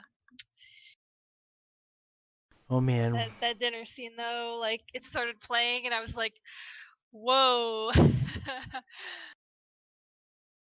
was so cute. But yeah, there's like major stuff that goes down in 3.4. So Are we gonna spoiler cast 3.4 story? Because I would like to talk about some of it. I know Aaron probably wants to talk about the final cutscene that you see. That final cutscene. It's so good. All right, guys. Well, spoiler warning. We're gonna talk about this stuff. No Spoiler more corner, go. no more dancing around it. So, if you don't want 3.4 spoilers, go back and watch more of the 15 stuff. We don't care. Okay, so last scene. They cut to where did they cut? It's the Was it back to the Ashians? I'm trying to remember what the final scene was now. no, it's the front lines area, the flats. Oh, And- the Cardinal or whatever flats? Yes. And we see certain Nero, This is who a- claimed Oh, that fuck, he didn't that's right! claimed that he didn't care about that stuff anymore, but Mm. we all know deep down he really wanted them. Oh, I my forgot God. about that. So good. He has to get his revenge against Sid for stealing his senpai. Well, we haven't seen him since the end of the Crystal Tower saga, correct? Indeed. I'm all about that. I'm like all about that. I was a little surprised they wrapped up the Warriors of Darkness so kind of quickly, quietly, and kind of, dare I say, boringly. No. I Oh, don't. I dared. I wouldn't say it was boring. More like I think their story kind of, like, with regard to the Asians, kind of gave us more of an idea of, like, how this long con is actually going to work. And what I mean by, like, how are these different worlds actually interacting with our own? And, like, well, guess what? Like, the forces of darkness have a point too, and, like, it's not all black and white. Well, I like that part. I liked what they were talking about. I felt upon the resolution of the Warriors of Darkness storyline when they went back with their old pal, that was kind of like breadcrumbs leading into their eventual return during this storyline. Like it's gonna come back. I felt it was kind of like a this is gonna be really weeaboo of me, but almost like a filler arc in an anime. Kind of thing. I can see You know that. exactly what I'm talking about, though, right? Yeah. I'm like, is this the fucking Bount arc all over again? What is? Oh my It's just over. God. That's it. Okay, cool.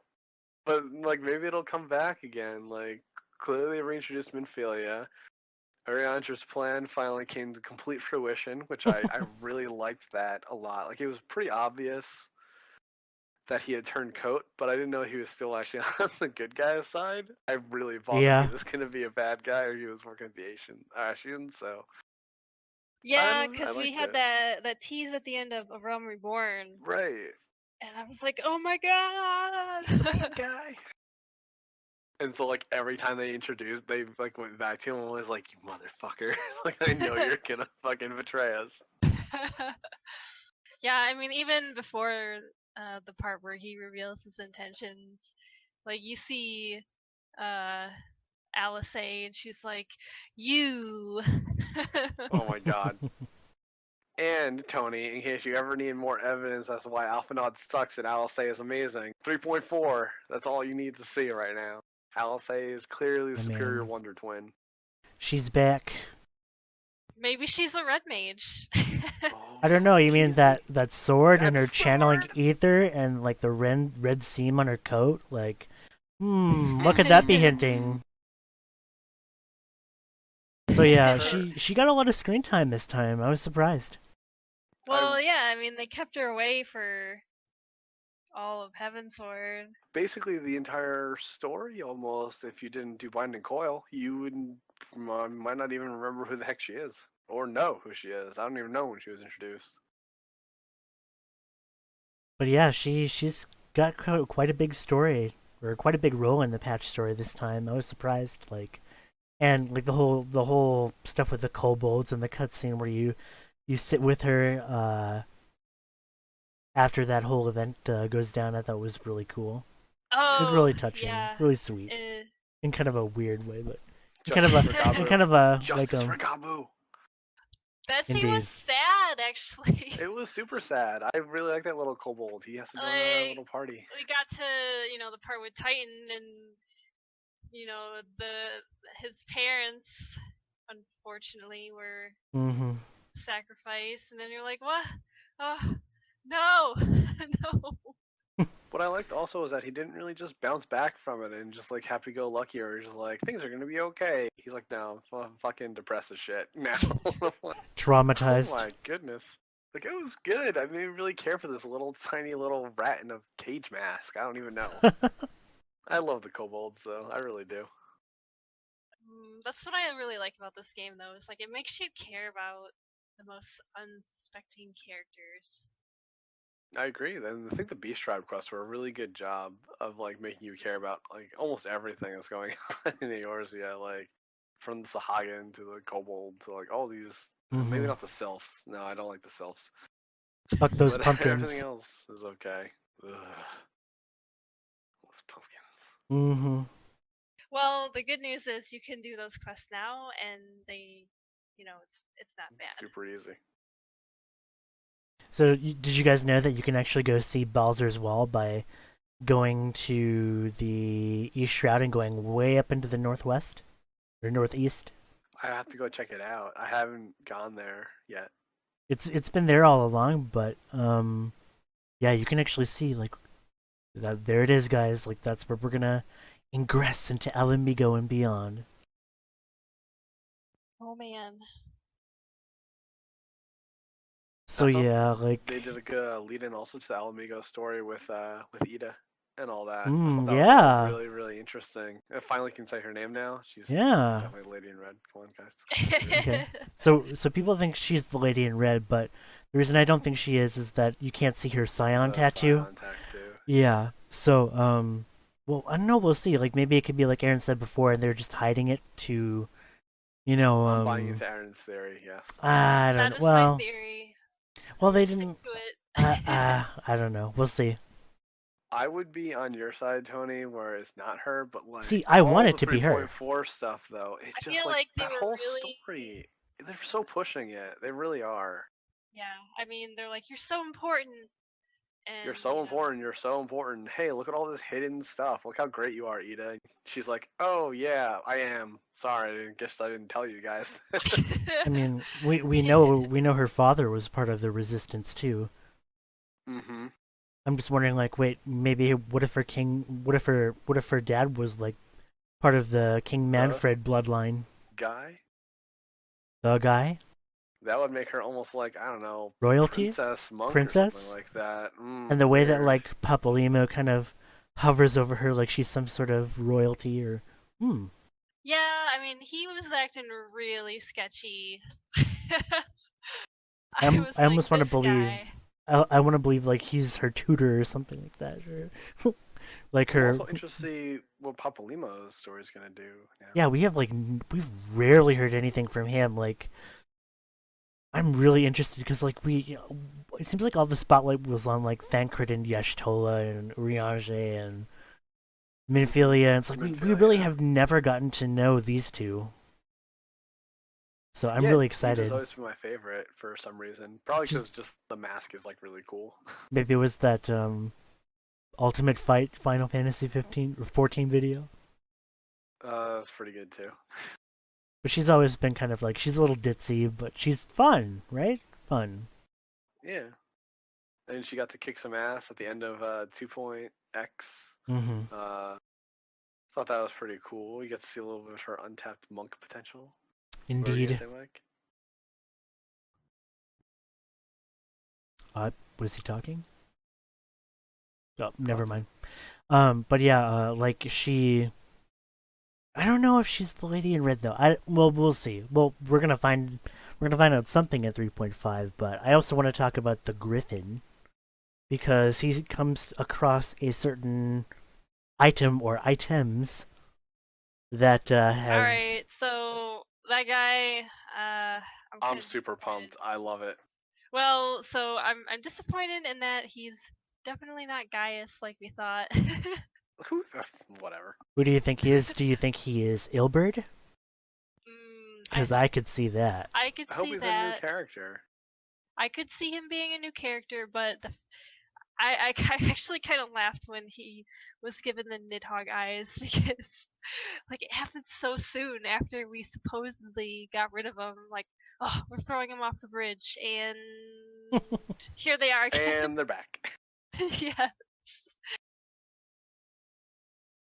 Now I'm just thinking back to that cutscene, like, why did you tell us to do that? Yeah. Well, it was pretty obvious that they weren't going to be gone forever.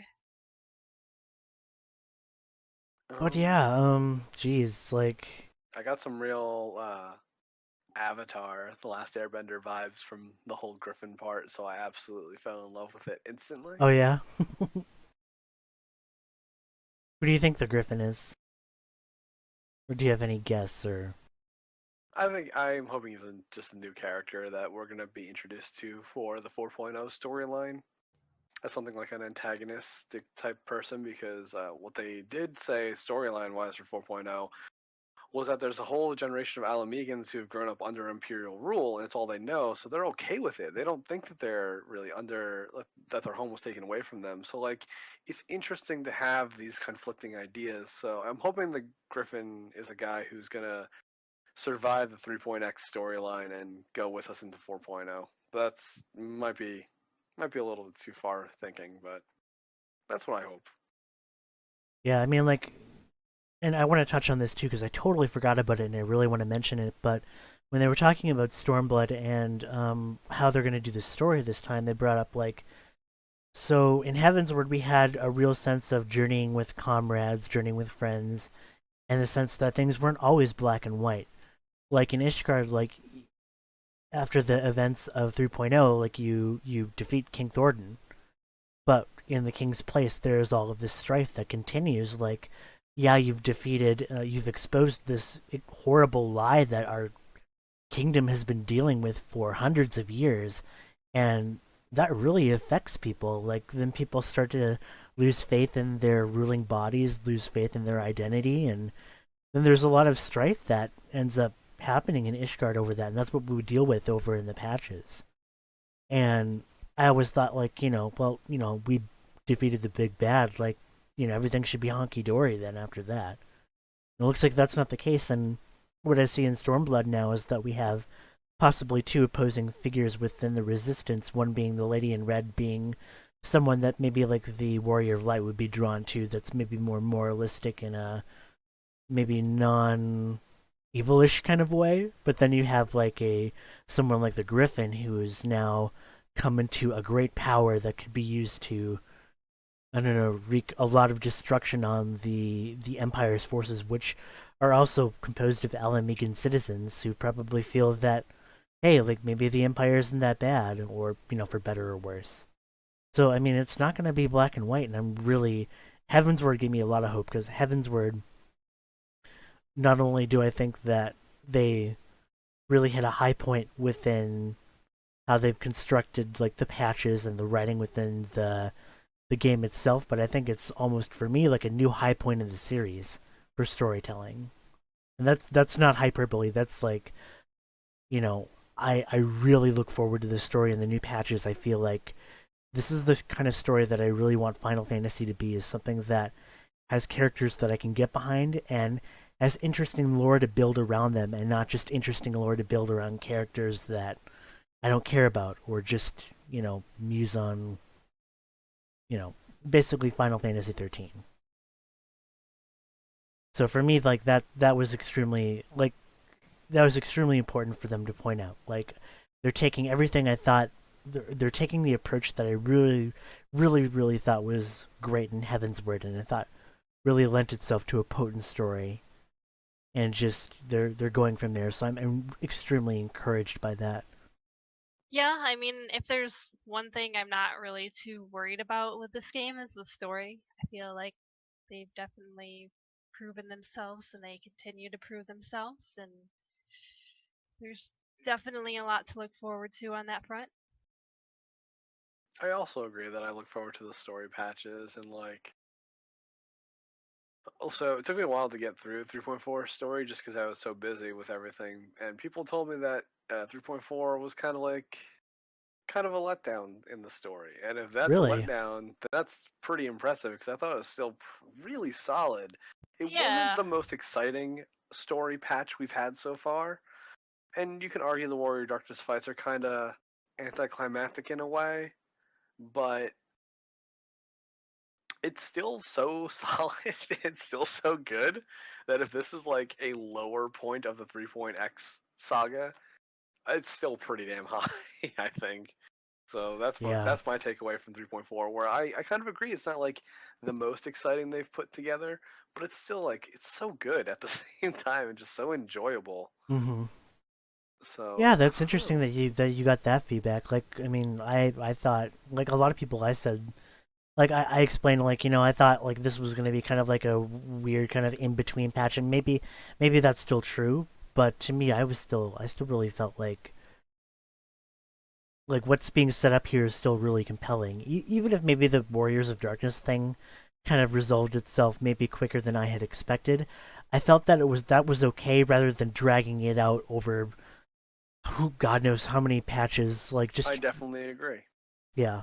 So to me, I felt like that was a positive. Like I felt like their purpose was to kind of explain like okay, so there's more.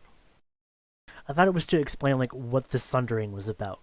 Like okay, so now we know that there are parallel worlds to Eorzea or the the world that we have where things are kind of different, but now we understand the balance of light and darkness a bit more and the ends of the Ascians, like what they're trying to do.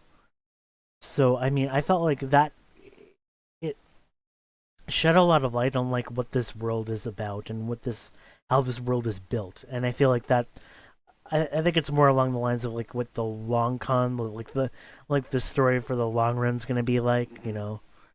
So I mean, and I even then, definitely think like it was kind of breadcrumbs like that. Yeah, yeah, pretty good and so setup. that's okay. I mean, like, but then there's stuff like the dinner scene with Emmerich, and that's like another thing that I love about Final Fantasy. It's like so like it's not like the most story intense scene, but it's like something that really builds your character who is an avatar, no less, not a pre-established character like Cloud or Squall or Lightning. Like building them into the story. Like I really enjoy how much fun they've had with the Warrior of Light and building them into the story, even if they're taking liberties on how people would expect their character to act. It's still giving them personality and agency within the story, and I really enjoyed it, and it's been fun to watch so far. On that note, I actually want to point out like you had.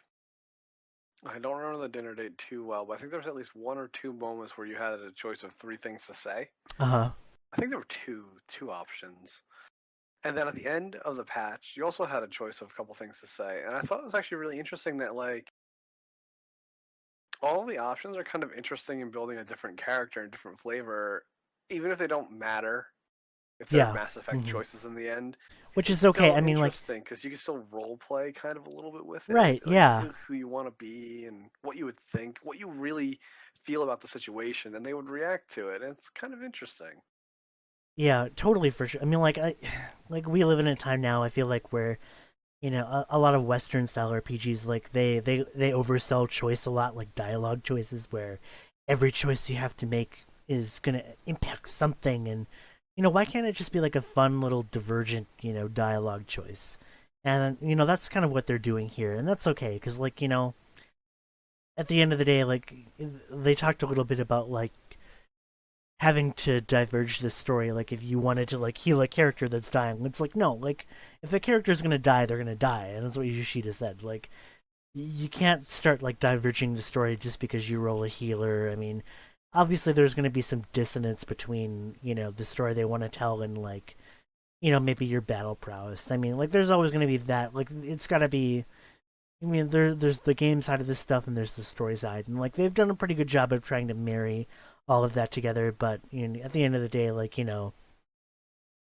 you can't like you would neuter your story if your character was like able to resurrect anyone at a whim. Like it would Like it would It's just the old Phoenix Down thing, you know. We exactly. carry things that revive people. How does anyone die?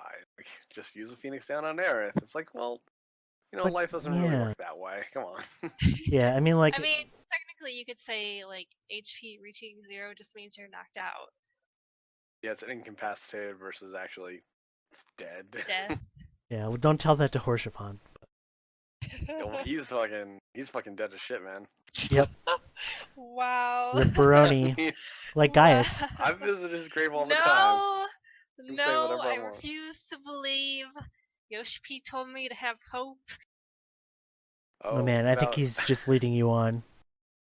About Horshapan. No. A couple of my friends have purchased one of the apartments that went live and turned it into a giant Harshfont memorial. They have Oh, the man. coffin in there. Oh and my Harshfont, God. And they have a bunch of pews and stuff like that for his funeral. Wow. It is amazing. And I'm so glad I have these as my friend when I saw it. So that's one of the apartments, and I think it's the Lavin. No, it was in Mist. It's in Mist. You'll have to show me sometime. I'll have to show you guys. Yeah, it's so great. It's so great. Seems to me just means I need to one up them with my Gaia shrine. Clearly, we just need a painted picture of Gaius, I guess. Oh man. Man, you know, after reading that entry in the lore book, though, I don't know. You know, they can do anything at this point. They're very, very Like, good. who would have expected that? Nobody. No one. Remember hearing a theory about it back when T9 was a thing, or the thing was a thing. But So if you don't know, Confirmed we're is a talking different thing. about the lore book that just came out, and it was at FanFest, and you can pre-order it now, or God, I think it's already sold out again or something. I don't know. I Like think it's waitlisted. waitlisted, yeah. They're So we'll making see. more. Yeah, there's more in production, but it's the lore book that's got tons of stuff in it, and there is an extremely interesting article, a write-up for Nail Van Darnus. We're not going to spoil it here because you should totally buy that lore book and find out for yourself, but you could probably find it on the internet. But Support holy Cody crap! Fox. Yeah, holy crap! That was a revelation. Like, It was so much fun to read though, and just like, man, what else is in that lore book? yeah, I can't wait till I get Like, mine. It's so funny too, because like people would ask Koji, and he'd be like, you know, maybe it's this, maybe it's that. You wouldn't, he'd never really say what it really was. Now we know. Wow, and yeah, wow. Like I was shocked, literally. And no reveal would have done it justice versus the write-up that it was given. It's that's very impressive. I'm very happy with this game and the people who work on it. They're doing good stuff. They're doing all right. So yeah, patch 3.4, that's out right now. So you can anyone who's playing Final Fantasy 14 right now, you can download that and play that right now. Patch 3.45 is coming out on November 1st, and then we assume patch 3.5 will probably be somewhere in the January, February area. And then we have Stormblood, which is going to come out in early summer 2017, probably right around E3 time again. Probably. I really Sorry, hope not. Aaron. I really hope not. So I guess final thoughts on patch 3.4, patch 4.0. Like, what are you? It's a really good patch. It's probably one of their better ones, and like we said earlier, Alexander is really fun. And what'd you guys think about the Sophia fight? And what about those lyrics that Koji Oh man, showed off we'll have during to the lore panel? I might have to do a write up on that because that was really cool. I actually really liked.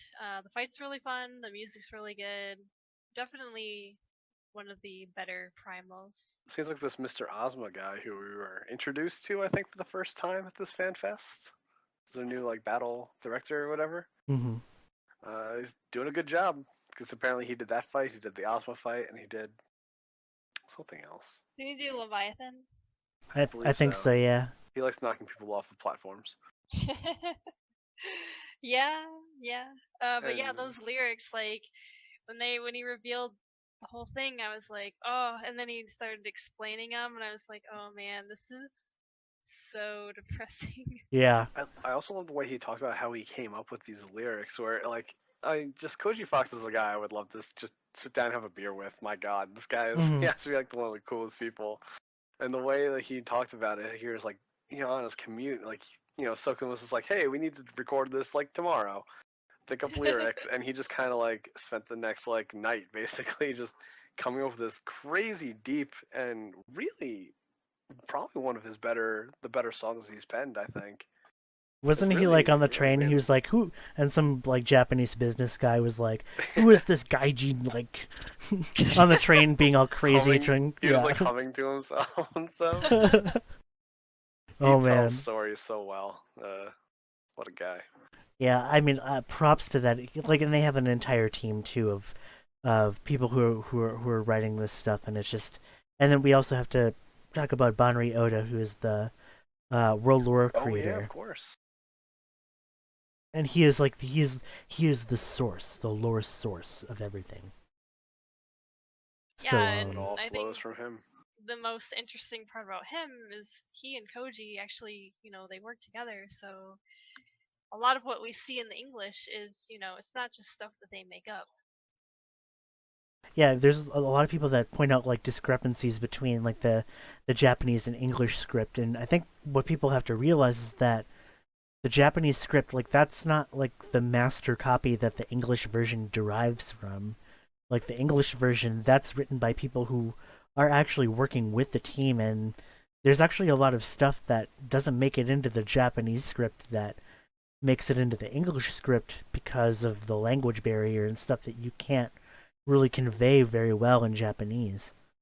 Like say like the sort of dialects, like the piratey talk, like all that would have been gone if they had just gone for more traditional localized kind of title. And I feel like to me, like I'm okay with them taking whatever liberties they'll have to make a more potent story, a more potent dialogue, because I've enjoyed the hell of out of what they've put in so far. Even like even like stuff that maybe doesn't match quite exactly like to the Japanese stuff. But that's the thing though. People think about like the Japanese as the master version, and it's like no, it doesn't work that way.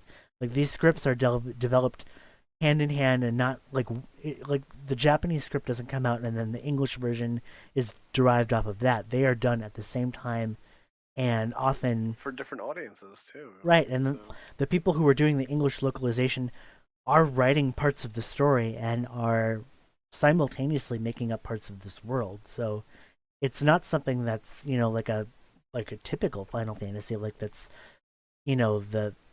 the Japanese script is like the Bible. You can't just you can translate it, but you don't change it. You just like it doesn't work that way, and so it's hard to convey sometimes to people who I don't know. I guess, they're sticklers for the Japanese version.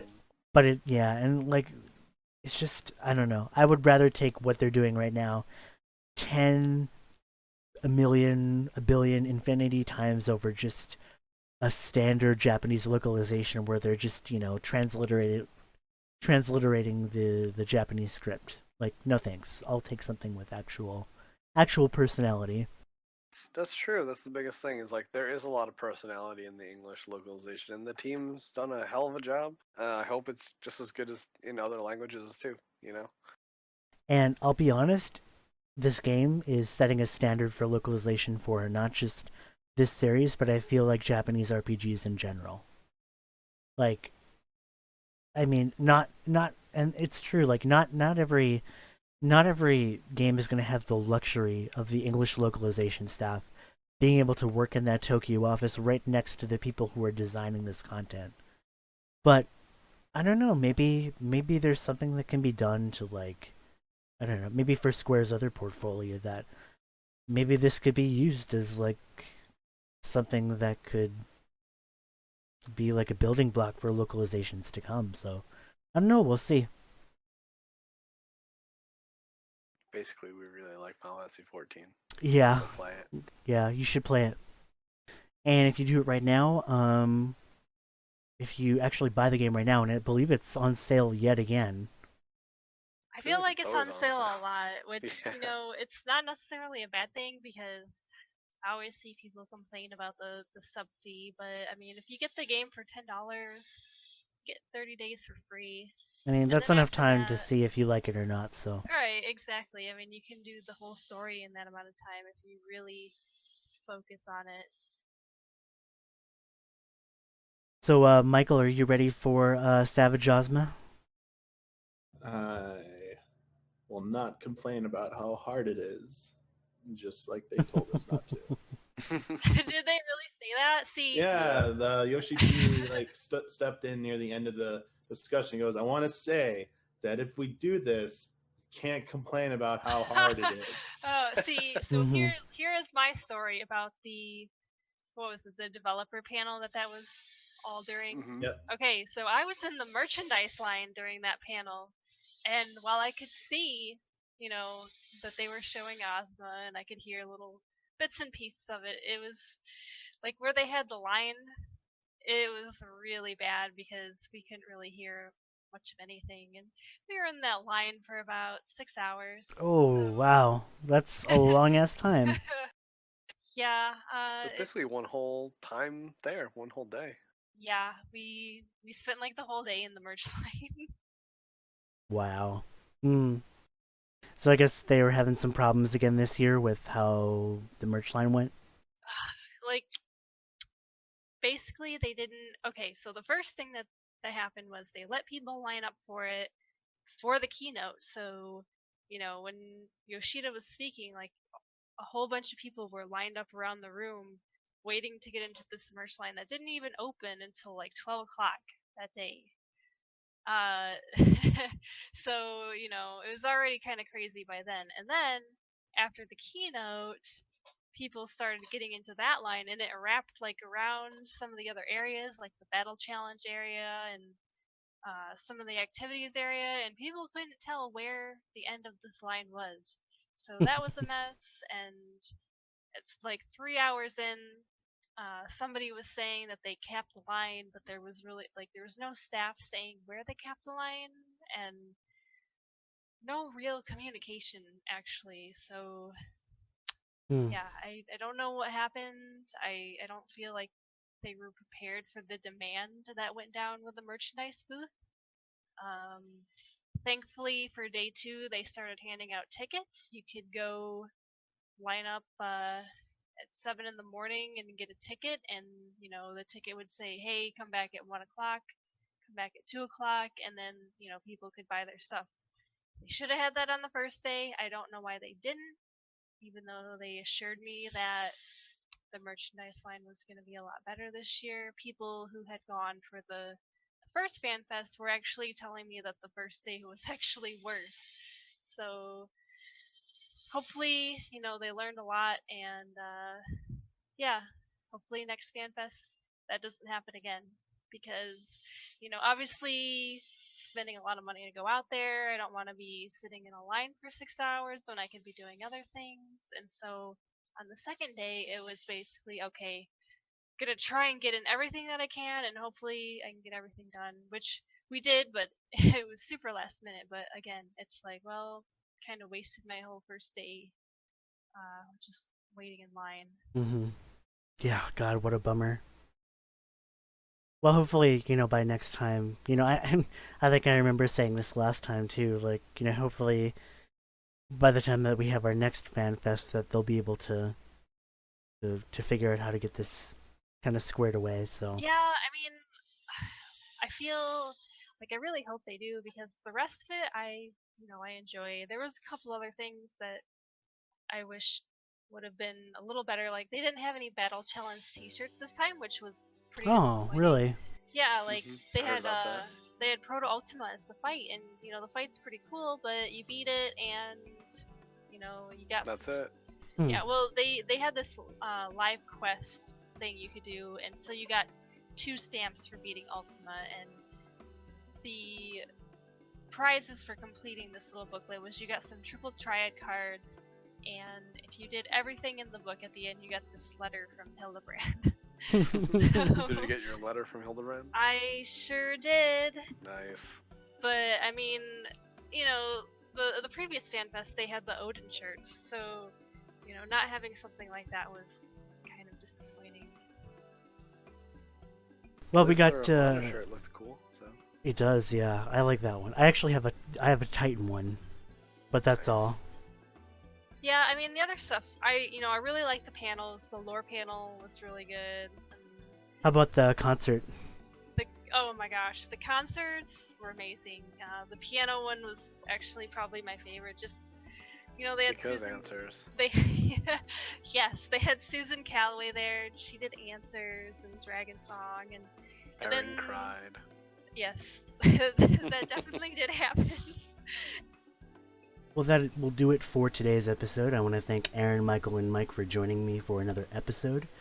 So you can check out more of our work on novacrystallis.com, and you can also check out more of our episodes by going to youtube.com/novacrystallis.com, where you can check out our SoundCloud too, where we have just the audio. Thanks again, guys, for watching, and we'll see you later.